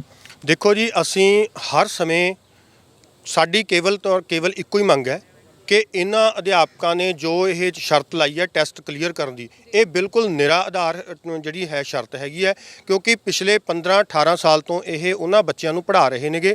ਜਿਹੜੀਆਂ ਇਹਨਾਂ ਨੇ ਕੰਡੀਸ਼ਨਾਂ ਲਾਈਆਂ, ਪਹਿਲਾਂ ETT ਦੀ ਕੀਤੀ, ਉਹ ETT ਇਹਨਾਂ ਨੇ ਪੂਰੀ ਕੀਤੀ। B.Ed ਕਿਹਾ, B.Ed ਕਰ ਲਿਆ। ਟੈਟ ਕਲੀਅਰ ਕਰਨ ਨੂੰ ਕਿਹਾ, ਟੈਟ ਕਰ ਲਿਆ। ਪੀਟੈਟ ਕਿਹਾ ਉਹ ਕਰ ਲਿਆ ਤੇ ਅੱਜ ਜਿਹੜਾ ਹੈਗਾ ਨਵਾਂ ਇਹ ਜਿਹੜਾ ਲਿਆਂਦਾ ਜਾ ਰਿਹਾ ਕਿ ਟੈਸਟ ਕਲੀਅਰ ਕਰੋ। ਉਹਦੇ ਵਿੱਚ ਦਿੱਕਤ ਕੀ ਹੈ? ਤਕਨੀਕੀ ਤੌਰ ਤੇ ਕੀ ਦਿੱਕਤ ਲੱਗਦੀ ਹੈ ਤਕਨੀਕੀ ਤੌਰ ਦੇ ਉੱਤੇ ਸਾਨੂੰ ਇਹ ਦਿੱਕਤ ਹੈ ਕਿ ਜਦੋਂ ਇਹ ਜਿਹੜੇ ਸਾਡੇ ਸਾਥੀ ਨੇ ਅੱਜ 15 18 ਸਾਲ ਹੋ ਗਏ ਨੇ ਤੇ ਅੱਜ ਇਹਨਾਂ ਦਾ ਟੈਸਟ ਲੈਣ ਦੀ ਕਿਹੜੀ ਜ਼ਰੂਰਤ ਹੈ ਕਿ ਇਹਨਾਂ ਨੂੰ ਲੱਗਦਾ ਕਿ ਇਹ ਕਾਬਲ ਨਹੀਂ ਹੈ ਅਧਿਆਪਕ, ਜਦੋਂ ਕਿ ਇਹ 15 ਸਾਲਾਂ ਤੋਂ ਸਕੂਲਾਂ ਦੇ ਵਿੱਚ ਪੜ੍ਹਾ ਰਹੇ ਨੇ। ਜੇ ਹੁਣ ਸਾਨੂੰ ਕਹਿਣ ਕਿ ਹੁਣ ਤੁਸੀਂ ਟੈਸਟ ਦਿਓ, ਅਸੀਂ ਇਹਨਾਂ ਨੂੰ ਪੁੱਛੀਏ ਇਹਨਾਂ ਸਿੱਖਿਆ ਅਧਿਕਾਰੀਆਂ ਨੂੰ ਕਿ ਤੁਸੀਂ ਕਿਹੜੇ ਟੈਸਟ ਦੇ ਕੇ ਇਹਨਾਂ ਕੁਰਸੀਆਂ ਦੇ ਉੱਤੇ ਲੱਗੇ ਹੋਏ ਹੋਗੇ। ਅੱਜ ਇਹਨਾਂ ਨੂੰ ਬਿਨਾਂ ਸ਼ਰਤ ਤੋਂ ਇਹਨਾਂ ਅਧਿਆਪਕਾਂ ਨੂੰ ਜੋ ਕਾਨੂੰਨ ਮੁਤਾਬਕ ਜਿਹੜਾ ਹੈਗਾ ਰੈਗੂਲਰ ਕੀਤਾ ਜਾਣਾ ਚਾਹੀਦਾ। ਅਸੀਂ ਟੈਸਟ ਜਿਹੜਾ ਲੈਣ ਨੂੰ ਕਹਿ ਰਹੀ ਹੈ ਸਰਕਾਰ, ਉਹਦੇ ਵਿੱਚ ਜਿਹੜੇ ਨਵੇਂ ਜਿਹੜੇ ਹੋਣਗੇ ਅਪਲਾਈ ਕਰਨ ਵਾਲੇ ਉਹਨਾਂ ਦਾ ਵੀ ਟੈਸਟ ਲਿਆ ਜਾਏ। ਸਾਰਿਆਂ ਨੂੰ ਇਹ ਇੱਕੋ ਤਕੜੀ 'ਚ ਤੋਲ ਰਹੇ ਨੇ, ਇਹ ਕਹਿਣਾ। ਸਮੱਸਿਆ ਇੱਥੇ ਹੀ ਹੈ ਕਿ ਅਸੀਂ ਇਹ ਗੱਲ ਕਰਦੇ ਹਾਂ ਕਿ ਪੰਜਾਬ ਦੇ ਵਿੱਚ ਸਿਰਫ 83-93 ਪੋਸਟਾਂ ਖਾਲੀ ਨਹੀਂ ਹੈ। ਪੰਜਾਬ ਦੇ ਹਜ਼ਾਰਾਂ ਪੋਸਟਾਂ ਜਿਹੜੀਆਂ ਖਾਲੀ ਨੇਗੀਆਂ। ਜਿਹੜੇ ਬੀਐਡ ਬੇਰੁਜ਼ਗਾਰ ਟੈਟ ਪਾਸ ਅਧਿਆਪਕ ਨੇ ਉਹਨਾਂ ਦੀਆਂ ਵੀ ਜਿਹੜੀਆਂ ਹੈਗੀਆਂ ਪੋਸਟਾਂ ਦੇ ਵਿੱਚ ਵਾਧਾ ਕਰਕੇ ਉਹਨਾਂ ਨੂੰ ਪੋਸਟਾਂ ਐਡਵਰਟਾਈਜ਼ਮੈਂਟ ਕਰਕੇ ਸਾਰੇ ਜਿਹੜੇ ਬੇਰੁਜ਼ਗਾਰ ਅਧਿਆਪਕ ਨੇ ਉਹਨਾਂ ਨੂੰ ਨੌਕਰੀਆਂ ਦਿੱਤੀਆਂ ਜਾਣ। ਕਿਉਂਕਿ ਸਾਡੇ ਸਕੂਲਾਂ ਦੇ ਵਿੱਚ ਪਹਿਲਾਂ ਪਹਿਲੀ ਤੋਂ ਕਲਾਸਾਂ ਸ਼ੁਰੂ ਹੁੰਦੀਆਂ ਸੀ, ਹੁਣ ਪ੍ਰੀ ਪ੍ਰਾਇਮਰੀ ਤੋਂ ਜਿਹੜੀਆਂ ਕਲਾਸਾਂ ਸ਼ੁਰੂ ਹੋਈਆਂ ਉਹਦੇ ਨਾਲ ਵਿਦਿਆਰਥੀਆਂ ਦੀ ਗਿਣਤੀ ਜਿੱਥੇ ਵਧੀ ਹੈਗੀ ਉੱਥੇ ਅਧਿਆਪਕਾਂ ਦੀਆਂ ਪੋਸਟਾਂ ਨਵੀਆਂ ਕ੍ਰੀਏਟ ਹੋਈਆਂ। ਜਿੱਥੇ ਅਧਿਆਪਕਾਂ ਦੀਆਂ ਪੋਸਟਾਂ ਨਵੀਆਂ ਕ੍ਰੀਏਟ ਕਰਨੀਆਂ ਬਣਦੀਆਂ ਨੇ। ਹੈੱਡ ਟੀਚਰ ਦੀਆਂ 1904 ਪੋਸਟਾਂ ਇਹਨਾਂ ਲੋਕਾਂ ਨੇ ਖਤਮ ਕਰ ਦਿੱਤੀਆਂ ਨੇਗੀਆਂ। ਪ੍ਰੀ ਪ੍ਰਾਇਮਰੀ ਦੇ ਵਿੱਚ ਜਿਹੜੀ ਭਰਤੀ ਹੈ ਇਹਨਾਂ ਦੀ ਪ੍ਰੀ ਪ੍ਰਾਇਮਰੀ ਦੇ ਵਿੱਚ ਭਰਤੀ ਹੋਣੀ ਹੈ। ਉਹ ਭਰਤੀ ਜਿਹੜੀ ਹੈਗੀ ਉਹ 8393 ਪੋਸਟਾਂ ਤਾਂ ਪ੍ਰੀ ਪ੍ਰਾਇਮਰੀ ਦੀਆਂ ਹੀ ਪੋਸਟਾਂ ਬਣਦੀਆਂ ਨੇ। ਇਹ ਕੋਈ ਨਵੀਂ ਪੋਸਟ ਨਹੀਂ ਮੰਗ ਰਹੇ ਹੈਗੇ। ਨਵੀਆਂ ਪੋਸਟਾਂ ਜਿਹੜੀਆਂ ਹੈਗੀਆਂ ਉਹ ਕ੍ਰੀਏਟ ਕੀਤੀਆਂ ਜਾਣ ਤੇ ਉਹਨਾਂ ਜਿਹੜੇ ਬੇਰੁਜ਼ਗਾਰ ਟੈਟ ਪਾਸ ਅਧਿਆਪਕ ਨੇ ਉਹਨਾਂ ਨੂੰ ਪ੍ਰਾਇਮਰੀ ਸਕੂਲਾਂ ਦੇ ਵਿੱਚ ਤੁਰੰਤ ਨਿਯੁਕਤ ਕੀਤਾ। ਬਿਲਕੁਲ ਸਭ ਤੋਂ ਵੱਡਾ ਮਸਲਾ ਇਹੀ ਹੈ ਕਿ ਸਰਕਾਰੀ ਸਕੂਲਾਂ ਦੇ ਵਿੱਚ ਆਪਾਂ ਦੇਖਦੇ ਹਾਂ ਕਿ ਸਿੱਖਿਆ ਦਾ ਜਿਹੜਾ ਨਿਗਾਰ ਹੈ, ਸਿੱਖਿਆ ਜਿਹੜੀ ਹੈ ਉਹ ਨਿਗਾਰ ਵੱਲ ਜਾ ਰਹੀ ਹੈ। ਉਹਦਾ ਇੱਕ ਕਾਰਨ ਇਹ ਵੀ ਆਪਾਂ ਦੇਖ ਸਕਦੇ ਹਾਂ ਕਿ ਅਧਿਆਪਕਾਂ ਦੀ ਭਰਤੀ ਉਸ ਤਰੀਕੇ ਦੇ ਨਾਲ ਨਹੀਂ ਹੋ ਰਹੀ ਜਿਹਦੇ ਨਾਲ ਹੋਣੀ ਚਾਹੀਦੀ ਹੈ। ਸਰ, ਇਸ ਗੱਲ ਨਾਲ ਤੁਸੀਂ ਸਹਿਮਤ ਹੋ ਕਿ ਜਿਹੜੇ ਸਰਕਾਰੀ ਸਕੂਲਾਂ ਦੇ ਵਿੱਚ ਵਿੱਦਿਆ ਦਾ ਪੱਧਰ ਜਿਹੜਾ ਨੀਵਾਂ ਹੁੰਦਾ ਜਾ ਰਿਹਾ, ਉਹਦਾ ਇੱਕ ਕਾਰਨ ਇਹ ਵੀ ਹੋ ਸਕਦਾ ਹੈ ਕਿ ਅਧਿਆਪਕ ਉਹਨਾਂ ਧਿਆਨ ਫਿਰ ਨਹੀਂ ਦੇ ਪਾਉਂਦੇ ਜੇ ਰੈਗੂਲਰ ਨਹੀਂ ਹੈਗੇ? ਦੇਖੋ ਜੀ, ਵਿੱਦਿਆ ਦਾ ਪੱਧਰ ਜਿਹੜਾ ਹੈਗਾ ਇਹ ਅਧਿਆਪਕਾਂ ਦੇ ਵੱਲੋਂ ਕੋਈ ਇਹਦੇ ਵਿੱਚ ਕਮੀ ਪੇਸ਼ੀ ਨਹੀਂ ਹੈ। ਅਧਿਆਪਕਾਂ ਨੇ ਆਪਣੇ ਬੱਚੇ ਜਿਹੜੇ ਹੈਗੇ ਨੇ ਉਹਨਾਂ ਨੇ ਆਪਣੇ ਬੱਚੇ ਆਪਣੇ ਸਕੂਲਾਂ ਦੇ ਵਿੱਚ ਪੜ੍ਹਾ ਰਹੇ ਨੇ।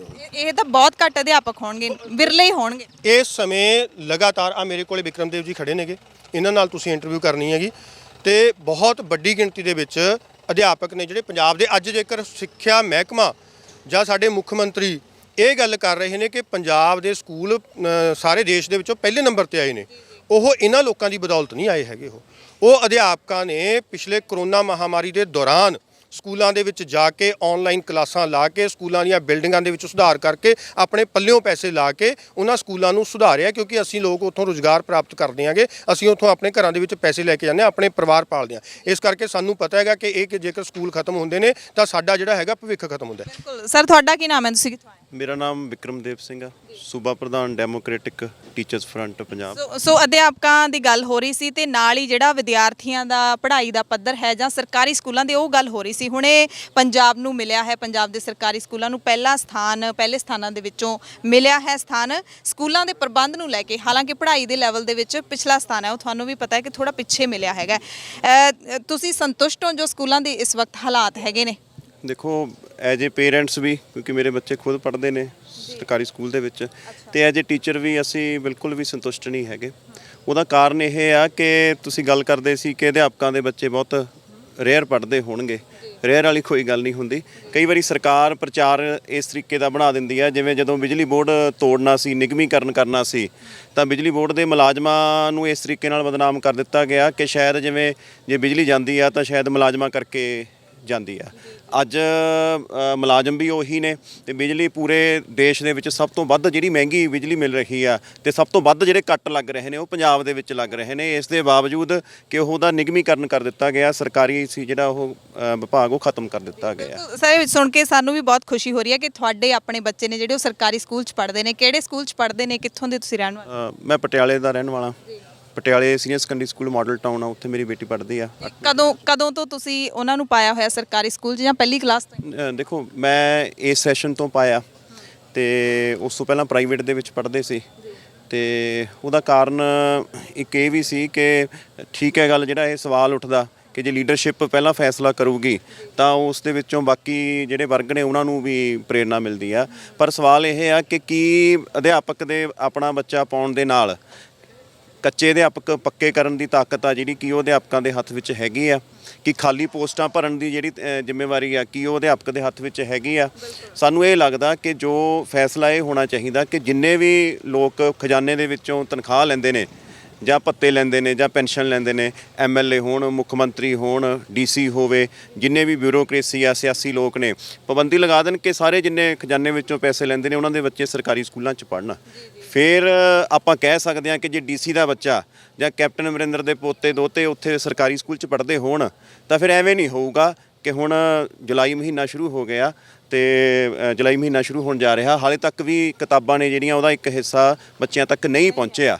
ਅਸੀਂ ਵੀ ਆਪਣੀਆਂ ਕਿਤਾਬਾਂ ਬਾਹਰੋਂ ਬੱਚਿਆਂ ਨੂੰ ਲੈ ਕੇ ਦਿੱਤੀਆਂ ਨੇ। ਕਦੇ ਇਹ ਜਿਹੜੀ ਮੰਗ ਹੈ ਇਹ ਕਦੇ ਅਧਿਆਪਕਾਂ ਦੇ ਵੱਲੋਂ ਕਿਉਂ ਨਹੀਂ ਰੱਖੀ ਜਾਂਦੀ? ਕਿਉਂਕਿ ਜੇ ਇਹ ਸਟੈਪ ਪੰਜਾਬ ਦੇ ਵਿੱਚ ਜੇ ਨਿਯਮ ਲਾਗੂ ਹੋ ਜਾਏ ਤਾਂ ਆਬਵੀਅਸਲੀ ਤੁਹਾਡੀਆਂ ਵੀ ਸਾਰਿਆਂ ਦੀਆਂ ਸਮੱਸਿਆਵਾਂ ਹੱਲ ਹੋ ਜਾਣਗੀਆਂ ਤੇ ਵਿਦਿਆਰਥੀਆਂ ਦੀਆਂ ਵੀ ਪੜ੍ਹਾਈ ਦਾ ਪੱਧਰ ਵੀ ਉੱਚਾ, ਸਕੂਲ ਵੀ ਠੀਕ। ਦੇਖੋ, ਜਥੇਬੰਦੀਆਂ ਬਹੁਤ ਦੇਰ ਤੋਂ ਮੰਗ ਕਰਦੀਆਂ ਆ ਰਹੀਆਂ ਨੇ ਕਿ ਇਲਾਹਾਬਾਦ ਹਾਈ ਕੋਰਟ ਦਾ ਜਿਹੜਾ ਫੈਸਲਾ ਕਿ ਜੋ ਵੀ ਕੋਈ ਖਜ਼ਾਨੇ ਵਿੱਚੋਂ ਤਨਖਾਹ ਜਾਂ ਭੱਤੇ ਲੈਂਦਾ ਉਹਦੇ ਬੱਚਿਆਂ ਨੂੰ ਉਹ ਸਰਕਾਰੀ ਸਕੂਲਾਂ ਦੇ ਵਿੱਚ ਦਾਖਲਾ ਜਿਹੜਾ ਉਹ ਕੰਪਲਸਰੀ ਕੀਤਾ ਜਾਵੇ। ਜਥੇਬੰਦੀਆਂ ਇਹ ਵੀ ਮੰਗ ਕਰਦੀਆਂ ਆ ਰਹੀਆਂ ਨੇ ਕਿ ਸੰਵਿਧਾਨ 'ਚ ਦਰਜ ਆ ਕਿ ਬਰਾਬਰ ਕੰਮ ਬਰਾਬਰ ਤਨਖਾਹ, ਕਿ ਜਿਹੜੇ ਕੱਚੇ ਅਧਿਆਪਕ ਨੇ ਉਹਨਾਂ ਦੀ ਤਨਖਾਹ 3000 ਤੋਂ ਸ਼ੁਰੂ ਹੋਵੇ, 4000 ਤੋਂ ਸ਼ੁਰੂ ਹੋਵੇ ਤੇ ਪੱਕਾ ਮੁਲਾਜ਼ਮ ਜਿਹੜਾ ਉਹਦੀ 70-80 ਹਜ਼ਾਰ ਤੋਂ ਲੈ ਕੇ ਲੱਖ ਤੱਕ ਜਾਵੇ। ਇਹ ਜਿਹੜਾ ਪਾੜਾ, ਜਥੇਬੰਦੀ ਤਾਂ ਇਸ ਦੀ ਵੀ ਮੰਗ ਕਰਦੀਆਂ ਆਈਆਂ ਨੇ, ਪਾੜਾ ਐਡਾ ਜ਼ਿਆਦਾ ਵੱਡਾ ਕਿ ਪੰਜਾਬ ਦੇ ਵਿੱਚ ਮਿਡ ਡੇ ਮੀਲ ਵਰਕਰਾਂ 1700 ਰੁਪਈਆ ਮਹੀਨਾ ਤੇ ਗੁਜ਼ਾਰਾ ਕਰ ਰਹੀਆਂ ਨੇ। ਇਹ ਅਧਿਆਪਕ ਲਗਭਗ 3500 ਤੋਂ ਲੈ ਕੇ 11000 ਤੇ ਗੁਜ਼ਾਰਾ ਕਰ ਰਹੇ ਨੇ ਤੇ ਜਿਹੜੇ IAS IPS ਨੇ ਸੈਂਟਰ ਸਕੇਲ ਦੇ ਅਨੁਸਾਰ ਉਹਨਾਂ ਦੀ ਤਨਖਾਹ 2.25 ਲੱਖ ਰੁਪਈਆ। ਤੁਸੀਂ ਇਹ ਅੰਦਾਜ਼ਾ ਲਗਾਓ ਕਿ ਇੱਕ ਮੁਲਾਜ਼ਮ ਉਹ ਜਿਹੜਾ ਮਹੀਨੇ ਵਿੱਚ ਵੀ ਉਹਨਾਂ ਨਹੀਂ ਕਮਾਉਂਦਾ ਤੇ ਇੱਕ ਮੁਲਾਜ਼ਮਾਂ ਦਾ ਉਹ ਹਿੱਸਾ ਬਿਊਰੋਕ੍ਰੇਸੀ ਜਿਹੜੇ ਕਾਰਪੋਰੇਟਾਂ ਦੀਆਂ ਨੀਤੀਆਂ ਲਾਗੂ ਕਰ ਰਹੇ ਨੇ ਉਹਨਾਂ ਨੂੰ 2.25 ਲੱਖ ਇੱਕ ਮਹੀਨੇ ਦੇ ਵਿੱਚ ਮਿਲ ਰਿਹਾ ਤੇ ਭੱਤੇ ਵੱਖਰੇ ਮਿਲ ਰਹੇ ਨੇ। ਸੋ ਤੁਸੀਂ ਜਿਹੜਾ ਹੈਗਾ ਗਵਰਨਮੈਂਟ ਟੀਚਰਸ ਫਰੰਟ ਯੂਨੀਅਨ ਦੇ ਵੱਲੋਂ ਲਗਾਤਾਰ ਕਿੰਨੇ ਕੁ ਸਾਲਾਂ ਤੋਂ ਤੁਸੀਂ ਜਿਹੜੇ ਬਾਕੀ ਅਧਿਆਪਕ ਨੇ ਜਿਨ੍ਹਾਂ ਨੂੰ ਆਪਣੇ ਹੱਕ ਨਹੀਂ ਮਿਲੇ ਉਹਨਾਂ ਦੇ ਲਈ ਪ੍ਰੋਟੈਸਟ ਕਰ ਰਹੇ ਹੋ? ਅਸੀਂ ਭਰਾਤਰੀ ਤੌਰ ਤੇ ਆਏ ਹਾਂ, ਅਸੀਂ ਡੈਮੋਕ੍ਰੈਟਿਕ ਟੀਚਰਸ ਫਰੰਟ DTF ਵੱਲੋਂ ਆਏ ਹਾਂ, ਇਹ ਸਾਥੀ ਗਵਰਨਮੈਂਟ ਟੀਚਰ ਯੂਨੀਅਨ ਵੱਲੋਂ ਆਏ ਨੇ। ਅਸੀਂ ਸਾਂਝਾ ਅਧਿਆਪਕ ਮੋਰਚਾ ਬਣਾਇਆ ਹੈ, ਉਸ ਦੇ ਵਿੱਚ ਅਸੀਂ ਸਾਂਝੇ ਤੌਰ ਤੇ ਵੀ ਲੜ ਰਹੇ ਹਾਂ ਤੇ ਸਾਡੀਆਂ ਜਥੇਬੰਦੀਆਂ ਨੇ ਜਿਹੜੀਆਂ ਪਿਛਲੇ ਲਗਭਗ ਜਦੋਂ ਤੋਂ ਖਾਸ ਤੌਰ ਤੇ ਜੇ ਇਹ ਦੇਖੀਏ ਕਿ ਜਦੋਂ ਤੋਂ 1991 ਤੋਂ ਨਿੱਜੀਕਰਨ, ਉਦਾਰੀਕਰਨ ਤੇ ਵਿਸ਼ਵੀਕਰਨ ਦੀਆਂ ਨੀਤੀਆਂ ਆਈਆਂ। ਨਿੱਜੀਕਰਨ ਦੀ ਨੀਤੀ ਉਹ ਜਿਸ ਦੇ ਵਿੱਚੋਂ ਖੇਤੀ ਕਾਨੂੰਨ ਨਿਕਲੇ ਨੇ ਕਿ ਖੇਤੀ ਆ ਜਿਹੜੀ ਉਹ ਕਾਰਪੋਰੇਟਾਂ ਦੇ ਹਵਾਲੇ ਹੋਣੀ ਆ। ਨਿੱਜੀਕਰਨ ਦੀ ਉਹ ਨੀਤੀ ਜਿਸ ਦੇ ਵਿੱਚੋਂ ਇਹ ਨੀਤੀ ਨਿਕਲੀ ਆ ਕਿ ਪੱਕੇ ਅਧਿਆਪਕ ਨਹੀਂ ਭਰਤੀ ਕਰਨੇ, ਨਾ ਕੱਚਿਆਂ ਨੂੰ ਪੱਕੇ ਕਰਨਾ, ਸਗੋਂ ਖਾਲੀ ਅਸਾਮੀਆਂ ਨੂੰ ਲਗਾਤਾਰ ਖਤਮ ਕਰਨਾ। ਤਾਂ ਜਦੋਂ ਦੀਆਂ ਉਹ ਨੀਤੀਆਂ ਆਈਆਂ ਨੇ ਉਸ ਤੋਂ ਵੀ ਪਹਿਲਾਂ ਜਦੋਂ ਸਾਂਝੀ ਜਥੇਬੰਦੀ ਹੁੰਦੀ ਸੀ ਅਧਿਆਪਕਾਂ ਦੀ, ਉਦੋਂ ਦੇ ਅਸੀਂ ਜਾਂ ਸਾਡੇ ਤੋਂ ਪਹਿਲਾਂ ਜਿਹੜੇ ਸਾਡੇ ਜਥੇਬੰਦੀਆਂ ਚਾਗੂ ਕੰਮ ਕਰਦੇ ਰਹੇ ਨੇ, ਕਾਰਕੁਨ ਕੰਮ ਕਰਦੇ ਰਹੇ, ਉਹ ਲਗਾਤਾਰ ਇਹ ਨੀਤੀਆਂ ਦਾ ਵਿਰੋਧ ਕਰ ਰਹੇ ਨੇ।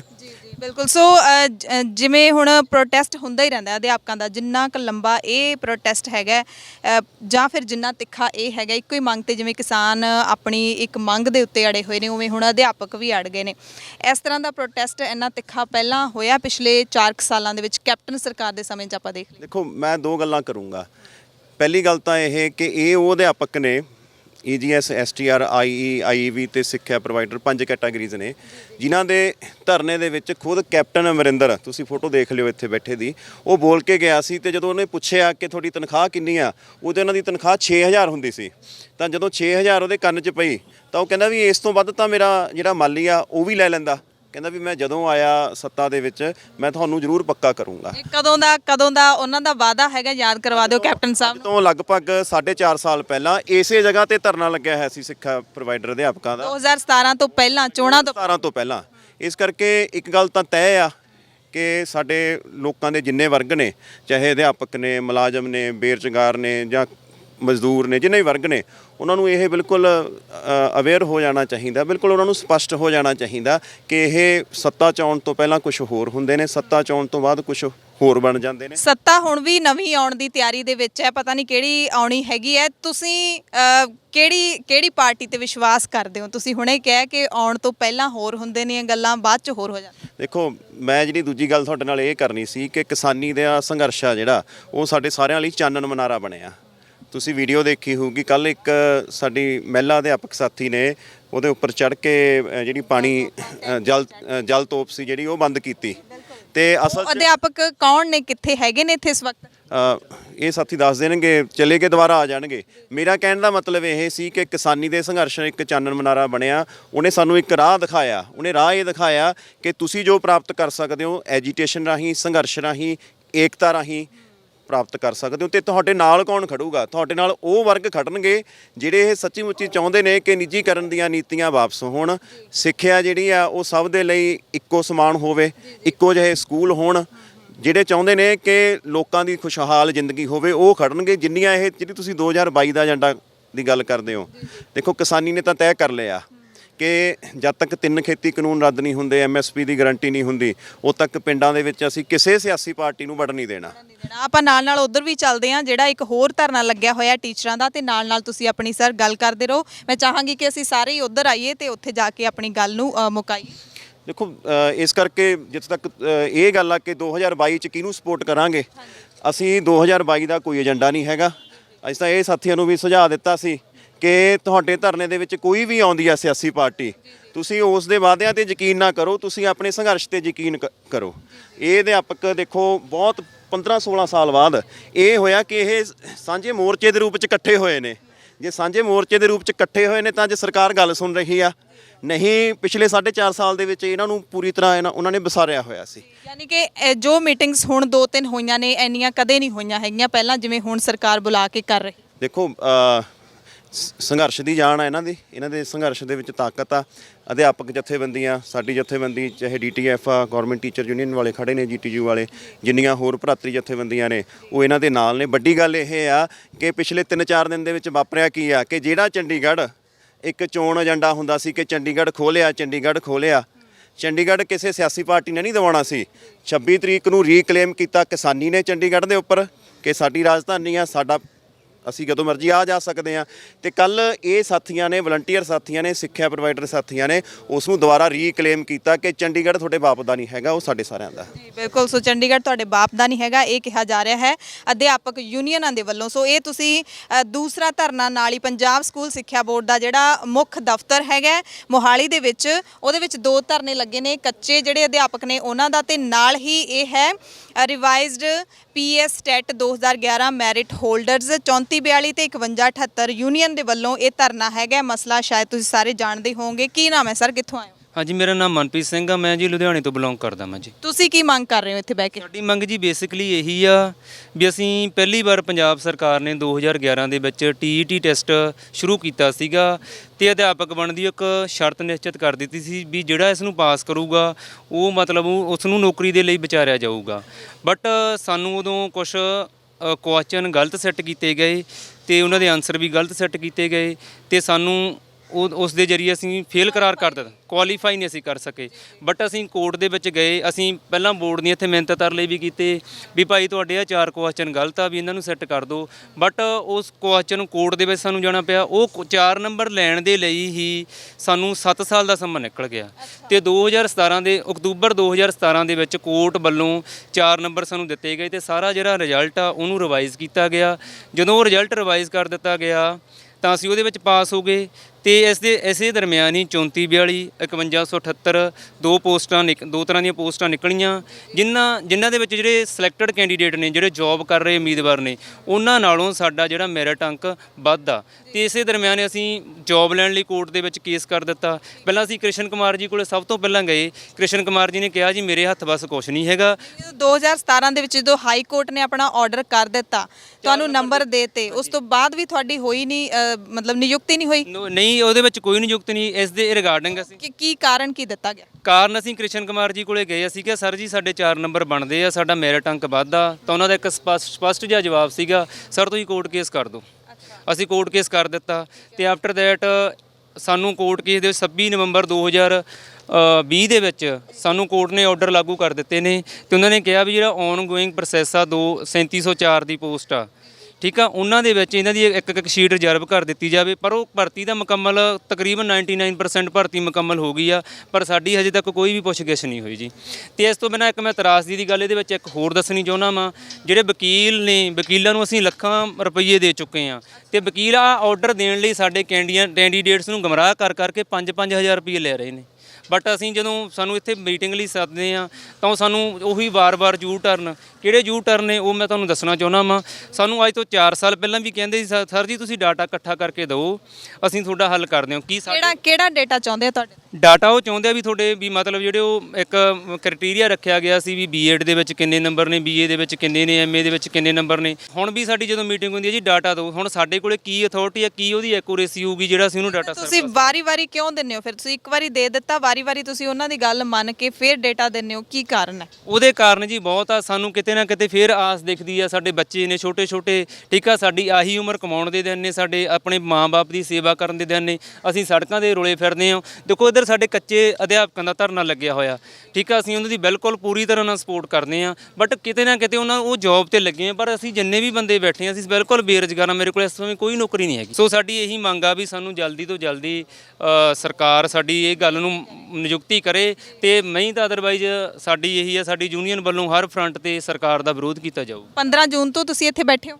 ਹਾਂਜੀ, ਜਦੋਂ ਇਹਨਾਂ ਦਾ ਕੱਚੇ ਅਧਿਆਪਕਾਂ ਦਾ ਧਰਨਾ ਲੱਗਿਆ ਨਾਲ ਹੀ, ਤੇ ਤੁਹਾਡੇ ਉਹਨਾਂ ਨਾਲ ਤਾਂ ਸਰਕਾਰ ਦੇ ਜਿਹੜੇ ਨੁਮਾਇੰਦੇ ਨੇ ਗੱਲਬਾਤ ਕਰ ਰਹੇ ਨੇ, ਤੁਹਾਡੇ ਨਾਲ ਕੋਈ ਵੀ ਗੱਲਬਾਤ ਹੋਈ, ਤੁਹਾਡੀ ਗੱਲ ਪਹੁੰਚੀ ਉਹਨਾਂ ਤੱਕ? ਮੈਮ ਸਾਨੂੰ ਇੱਕ ਵਾਰ ਬੁਲਾਇਆ ਗਿਆ, ਉਹਨਾਂ ਨੇ ਸਾਨੂੰ ਡਾਟਾ ਮੰਗਿਆ, ਤੇ ਹੁਣ ਤੁਸੀਂ ਵੀ ਇਹਨੂੰ ਦੱਸ ਸਕਦੇ ਹੋ ਵੀ ਜਿਹੜਾ ਡਾਟਾ ਵਾ ਸਾਡੇ ਕੋਲੇ ਕੀ ਐਕੂਰੇਸੀ ਆ। ਇੱਕ ਡਿਪਾਰਟਮੈਂਟ ਕੋਲੇ ਅਥਾਰਟੀ ਹੁੰਦੀ ਆ ਵੀ ਸਾਨੂੰ ਆਹ ਡਾਟਾ ਚਾਹੀਦਾ ਵਾ, ਤੇ ਉਹ ਐਕੂਰੇਟ ਤਰੀਕੇ ਦੇ ਨਾਲ ਇਕੱਠਾ ਕਰ ਸਕਦਾ ਵਾ। ਤੇ ਮੈਨੂੰ ਕੀ ਲੱਗਦਾ ਕਿ ਲਾਰੇ ਲਾਏ ਜਾ ਰਹੇ ਨੇ? ਲਾ ਰਹੇ ਨੇ, ਬਿਲਕੁਲ ਲਾਰੇ ਲਾ ਰਹੇ। ਸੋ ਮੰਗਲਵਾਰ ਨੂੰ ਇੱਧਰ ਜਿਹੜੇ ਕੱਚਾ ਅਧਿਆਪਕ ਯੂਨੀਅਨ ਹੈ ਉਹਨਾਂ ਦਾ ਤਾਂ ਹੈ ਕਿ ਮੰਗਲਵਾਰ ਨੂੰ ਕੋਈ ਨਾ ਕੋਈ ਫੈਸਲਾ ਹੋ ਜਾਣਾ, ਉਸ ਤੋਂ ਬਾਅਦ ਇਹ ਡਿਸਾਈਡ ਕਰਨਗੇ ਕਰਨਾ ਕੀ ਹੈ। ਤੁਸੀਂ ਕਦੋਂ ਤੱਕ ਇੱਥੇ ਬੈਠੇ ਰਹੋਗੇ? ਦੇਖੋ ਜੀ, ਸਾਨੂੰ ਤਾਂ ਸਿੰਪਲ ਜੀ ਗੱਲ ਆ, ਇੱਕ ਤਾਂ ਗੱਲ ਹੁੰਦੀ ਆ ਅਸੀਂ ਬਿਲਕੁਲ ਕਾਨੂੰਨੀ ਤੌਰ ਤੇ ਕੋਰਟ ਦੇ ਆਰਡਰਾਂ ਦੇ ਤਹਿਤ ਅਸੀਂ ਬਿਲਕੁਲ ਯੋਗ ਉਮੀਦਵਾਰ ਹਾਂ, ਤੇ 700 ਤੋਂ ਘੱਟ ਨੰਬਰ ਲੱਗੇ ਹੋਏ ਜੋ ਉਮੀਦਵਾਰ ਨੇ ਜਿਹੜੇ ਉਹ ਨੌਕਰੀ ਕਰ ਰਹੇ ਆ, ਸਾਨੂੰ ਉਹਨਾਂ ਤੋਂ ਕੋਈ ਪ੍ਰੋਬਲਮ ਨਹੀਂ ਗੀ। ਕੋਰਟ ਵੀ ਕਹਿ ਚੁੱਕੀ ਆ ਵੀ ਉਹਨਾਂ ਨੂੰ ਨਹੀਂ ਹਟਾਉਣਾ, ਬਟ ਅਸੀਂ ਚਾਹੁੰਦੇ ਹਾਂ ਵੀ ਅਸੀਂ ਤਾਂ ਮੈਰਿਟ ਵੱਧ ਰੱਖਦੇ ਹਾਂ, ਬਟ ਜਿੰਨੀ ਦੇਰ ਤੱਕ ਇਹ ਹੱਲ ਨਹੀਂ ਕਰਦੇ ਤਾਂ ਅਸੀਂ ਇੱਥੇ ਹੀ ਬੈਠੇ ਹਾਂ ਜੀ। ਇੱਥੇ ਲਗਾਤਾਰ ਸੋ ਇਹਨਾਂ ਨੇ ਬੈਠਣ ਦਾ ਜਿਹੜਾ ਅਹਿਦ ਲਿਆ ਹੈ, ਤੇ ਇੱਧਰ ਇੱਕ ਡੱਬਾ ਹੈਗਾ ਜਿਹੜਾ ਉਹ ਨਜ਼ਰੀ ਪੈ ਰਿਹਾ ਜਿੱਥੇ ਲਿਖਿਆ ਇਨਸਾਫ ਖਰੀਦਣ ਲਈ ਦਾਨ ਦਿਓ ਜੀ, revised PS TET 2011 merit holder. ਇਹਦਾ ਮਤਲਬ ਕੀ ਹੈ ਉਹ ਆਪਾਂ ਜ਼ਰੂਰ ਜਾਣਾਂਗੇ। ਇਨਸਾਫ ਕਿ ਜੋ ਲਿਖਿਆ ਹੋਇਆ ਇਹਦਾ ਮਤਲਬ ਕੀ ਹੈ? ਮਤਲਬ ਇਹਦਾ ਬੇਸਿਕਲੀ ਇਹੀ ਜੀ, ਸਿੰਪਲ ਤੌਰ ਤੇ ਪਹਿਲਾਂ ਅਸੀਂ 2011 ਦੇ ਵਿੱਚ ਸਾਨੂੰ ਫੇਲ ਕਰਾਰ ਕਰ ਦਿੱਤਾ ਗਿਆ, ਪਰ ਅਸੀਂ 4 ਨੰਬਰ ਲੈਣ ਲਈ 6 ਸਾਲ ਕੋਰਟ ਦੇ ਧੱਕੇ ਖਾਦੇ, ਵਕੀਲਾਂ ਨੂੰ ਫੀਸਾਂ ਦਿੱਤੀਆਂ ਵੱਡੀਆਂ। ਇਸ ਤੋਂ ਬਾਅਦ ਜੌਬ ਲੈਣ ਲਈ ਅਸੀਂ ਫਿਰ ਕੇਸ ਲਗਾਇਆ। ਜਦੋਂ ਉਹ ਕੇਸ ਲਗਾਇਆ ਤਾਂ ਉਹ ਕੋਰਟ ਨੇ ਇਹ ਫੈਸਲਾ ਕੀਤਾ ਵੀ ਚੀਫ ਸੈਕਟਰੀ ਦੇ ਅਧੀਨ 3 ਮੈਂਬਰਾਂ ਦੀ ਕਮੇਟੀ ਬਣਾ ਦਿੱਤੀ ਜਾਵੇ, ਤੇ ਜਿਹੜੇ ਉਹ 3 ਮੈਂਬਰ ਨੇ ਉਹ ਫੈਸਲਾ ਕਰਨ ਵੀ ਜਿਹੜੇ ਯੋਗ, ਜਿਹੜੇ ਮਤਲਬ ਡਿਜ਼ਰਵ ਕਰਦੇ ਉਹ ਕੈਂਡੀਡੇਟ ਨੂੰ ਜੌਬ ਮਿਲ ਜਾਵੇ।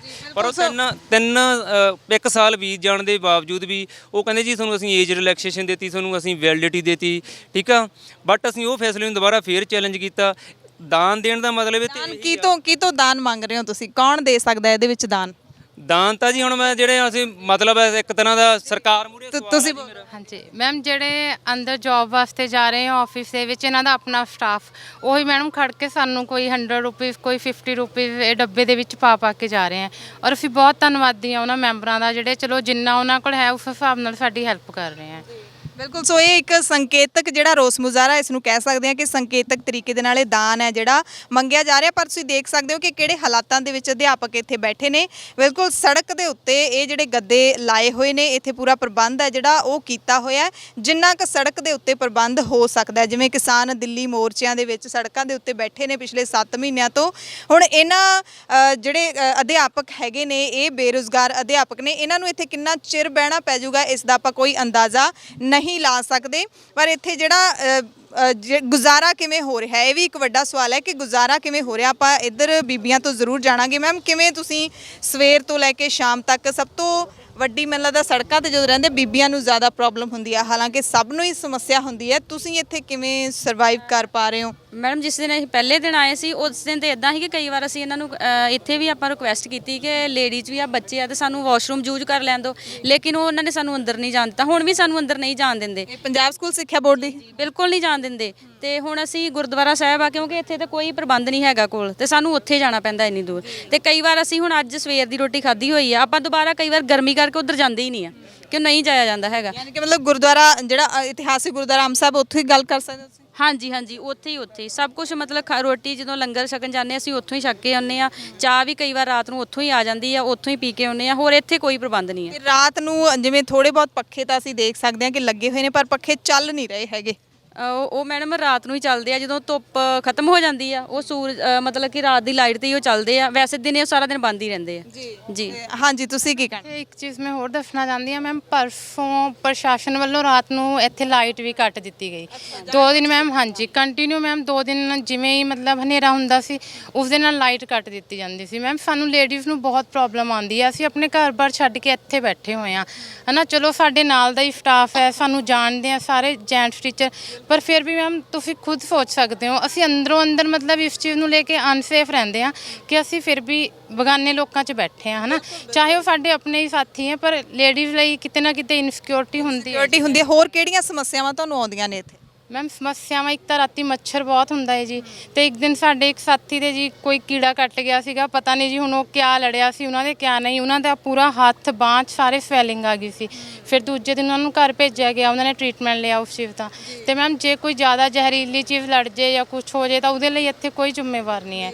ਗਰਮੀ ਮੈਮ ਉੱਪਰੋਂ ਹੁੰਦੀ ਹੈ, ਨੀਚੋਂ ਗੱਦੇ ਤਪਦੇ ਹੁੰਦੇ ਆ, ਨੀਂਦ ਤਾਂ ਮਤਲਬ ਸਾਰਾ ਜਿਹੜਾ ਗੱਦਿਆਂ ਦਾ ਪ੍ਰਬੰਧ ਹੈ ਇਹ ਸਾਰਾ ਤੁਸੀਂ ਆਪ ਕੀਤਾ ਹੈ? ਰੈਂਟ ਵਗੈਰਾ ਇਹਦਾ ਵੀ ਖਰਚਾ ਭਰ ਰਹੇ ਹੋਵੋਗੇ? ਹਾਂਜੀ ਮੈਮ, ਇਹਦਾ ਪਰ ਡੇ ਸਾਨੂੰ ਰੈਂਟ ਪੈ ਰਿਹਾ ਜੀ। ਟੈਂਟ ਦਾ ਅਲੱਗ ਤੋਂ ਰੈਂਟ ਪੈ ਰਿਹਾ, ਜਿਹੜੇ ਗੱਦੇ ਔਰ ਦਰੀਆਂ ਵਿਛਾਏ ਹੋਏ ਆ ਇਹਨਾਂ ਦਾ ਅਲੱਗ ਤੋਂ ਰੈਂਟ ਪੈ ਰਿਹਾ। ਕਾਉਂਟਰੀ ਕਰ ਰਹੇ ਹੋ ਤੁਸੀਂ ਆਪਸ ਦੇ ਵਿੱਚ ਹੀ, ਸਾਰੇ ਪੈਸੇ ਇਕੱਠੇ ਕਰਕੇ ਕਰ ਰਹੇ ਹੋ ਪ੍ਰਬੰਧ? ਹਾਂਜੀ ਮੈਮ, ਸਾਰਿਆਂ ਦੇ ਕੰਟਰੀਬਿਊਸ਼ਨ ਨਾਲ ਆ ਜੀ। ਬਾਕੀ ਜਿਹੜਾ ਤੁਸੀਂ ਉਹ ਦਿਖਾਇਆ ਸੀਗਾ ਡੱਬਾ, ਉਹਨੂੰ ਲੈ ਕੇ ਜੀ ਅਸੀਂ ਬਾਹਰ ਵੀ ਗਏ ਆ, ਥੋੜਾ ਜਿਵੇਂ ਚੌਂਕਸ ਵਗੈਰਾ ਵੱਲ ਰਾਊਂਡ ਲਗਾ ਕੇ ਆਏ ਆ, ਤਾਂ ਆਉਣ ਜਾਣ ਵਾਲੇ ਜਿਹੜੇ ਹੈਗੇ ਆ ਉਹ ਸਾਨੂੰ ਕੁਛ ਨਾ ਕੁਛ ਉਸ 'ਚ ਦੇ ਰਹੇ ਆ। ਬਿਲਕੁਲ, ਇਹ ਬਹੁਤ ਸੋਚ ਕੇ ਇੱਕ ਇਨਸਾਨ ਸੋਚ ਕੇ ਦੇਖੇ ਕਿ ਕਿਵੇਂ ਇੱਕ ਜਿਹੜੇ ਵਿੱਦਿਆ ਲੈ ਕੇ ਇੰਨੀਆਂ ਜਿਹੜੀਆਂ ਪੜ੍ਹਾਈਆਂ ਕਰਕੇ ਉਸ ਤੋਂ ਬਾਅਦ ਜਿਨ੍ਹਾਂ ਨੇ ਬੱਚਿਆਂ ਨੂੰ ਵਿੱਦਿਆ ਦੇਣੀ ਹੁੰਦੀ ਹੈ ਉਹ ਇਸ ਤਰ੍ਹਾਂ ਡੱਬਾ ਫੜ ਕੇ ਮੰਗਣ ਲਈ ਮਜਬੂਰ ਨੇ। ਤੁਹਾਡਾ ਕੀ ਨਾਮ ਹੈ, ਕਿੱਥੋਂ ਆਏ ਹੋ? ਮੈਮ ਮੇਰਾ ਨਾਮ ਜਸਪਾਲ ਕੌਰ ਹੈ, ਮੈਂ ਲੁਧਿਆਣੇ ਤੋਂ ਆਈ ਹਾਂ। ਇਹ ਜਿਹੜਾ ਡੱਬਾ ਫੜ ਕੇ ਜਿਵੇਂ ਤੁਸੀਂ ਕਹਿੰਦੇ ਹੋ ਕਿ ਸਾਨੂੰ ਮੰਗਣਾ ਵੀ, ਚੌਂਕ ਤੇ ਖੜਦੇ ਹੋ, ਕੀ ਮਹਿਸੂਸ ਕੀ ਕਰਦੇ ਹੋ? ਜ਼ਰੂਰ ਆਪਣੀ ਭਾਵਨਾ ਸਾਂਝੀ ਕਰੋ, ਕਿਉਂਕਿ ਸਰਕਾਰਾਂ ਨੂੰ ਪਤਾ ਲੱਗਣਾ ਚਾਹੀਦਾ ਕਿ ਕਿੰਨਾ ਔਖਾ ਹੁੰਦਾ ਹੈ। ਮੈਂ ਇੰਨਾ ਪੜ੍ਹ ਲਿਖ ਕੇ ਭੀਖ ਮੰਗਣਾ ਜਾਂ ਮਤਲਬ ਇਨਸਾਫ ਲਈ ਦਾਨ ਮੰਗਣਾ ਕੋਈ ਮਤਲਬ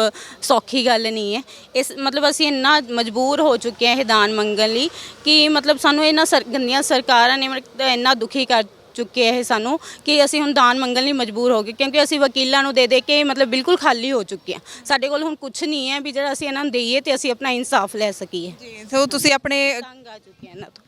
ਤੇ ਘਰ ਵਿੱਚ ਤੁਹਾਡੇ ਪਰਿਵਾਰ 'ਚ ਕੌਣ ਹੈ? ਇੱਥੇ ਧਰਨੇ 'ਚ ਆਉਣ ਦੀ ਤੁਹਾਨੂੰ ਇਜਾਜ਼ਤ ਮਿਲੀ? ਘਰੋਂ ਕੋਈ ਸਮੱਸਿਆ? ਕਿਉਂਕਿ ਘਰ ਦੇ ਵੀ ਬੋਲਦੇ ਹੋਣਗੇ। ਹਾਂਜੀ ਮੈਮ, ਅਸੀਂ ਇੰਨਾ ਪੜ੍ਹੇ ਲਿਖੇ ਹਾਂ ਤੇ ਇੰਨਾ ਮਤਲਬ ਉਹ ਸਾਡਾ ਸਾਥ ਦੇਣ ਲਈ ਮਤਲਬ ਸਭ ਕੁਝ ਕਰ ਰਹੇ ਨੇ ਕਿ ਅਗਰ ਤੁਹਾਨੂੰ ਮਤਲਬ ਇਸ ਤਰ੍ਹਾਂ ਕਰਕੇ ਤੁਹਾਨੂੰ ਹੱਕ ਮਿਲਦੇ ਤਾਂ ਤੁਹਾਨੂੰ ਜ਼ਰੂਰ ਜਾਣਾ ਚਾਹੀਦਾ। ਸਿਰਫ ਉਹਨਾਂ ਦੇ ਸਾਥ ਦੀ ਬਦੌਲਤ ਅਸੀਂ ਇੱਥੇ ਬੈਠੇ ਹਾਂ ਅੱਜ।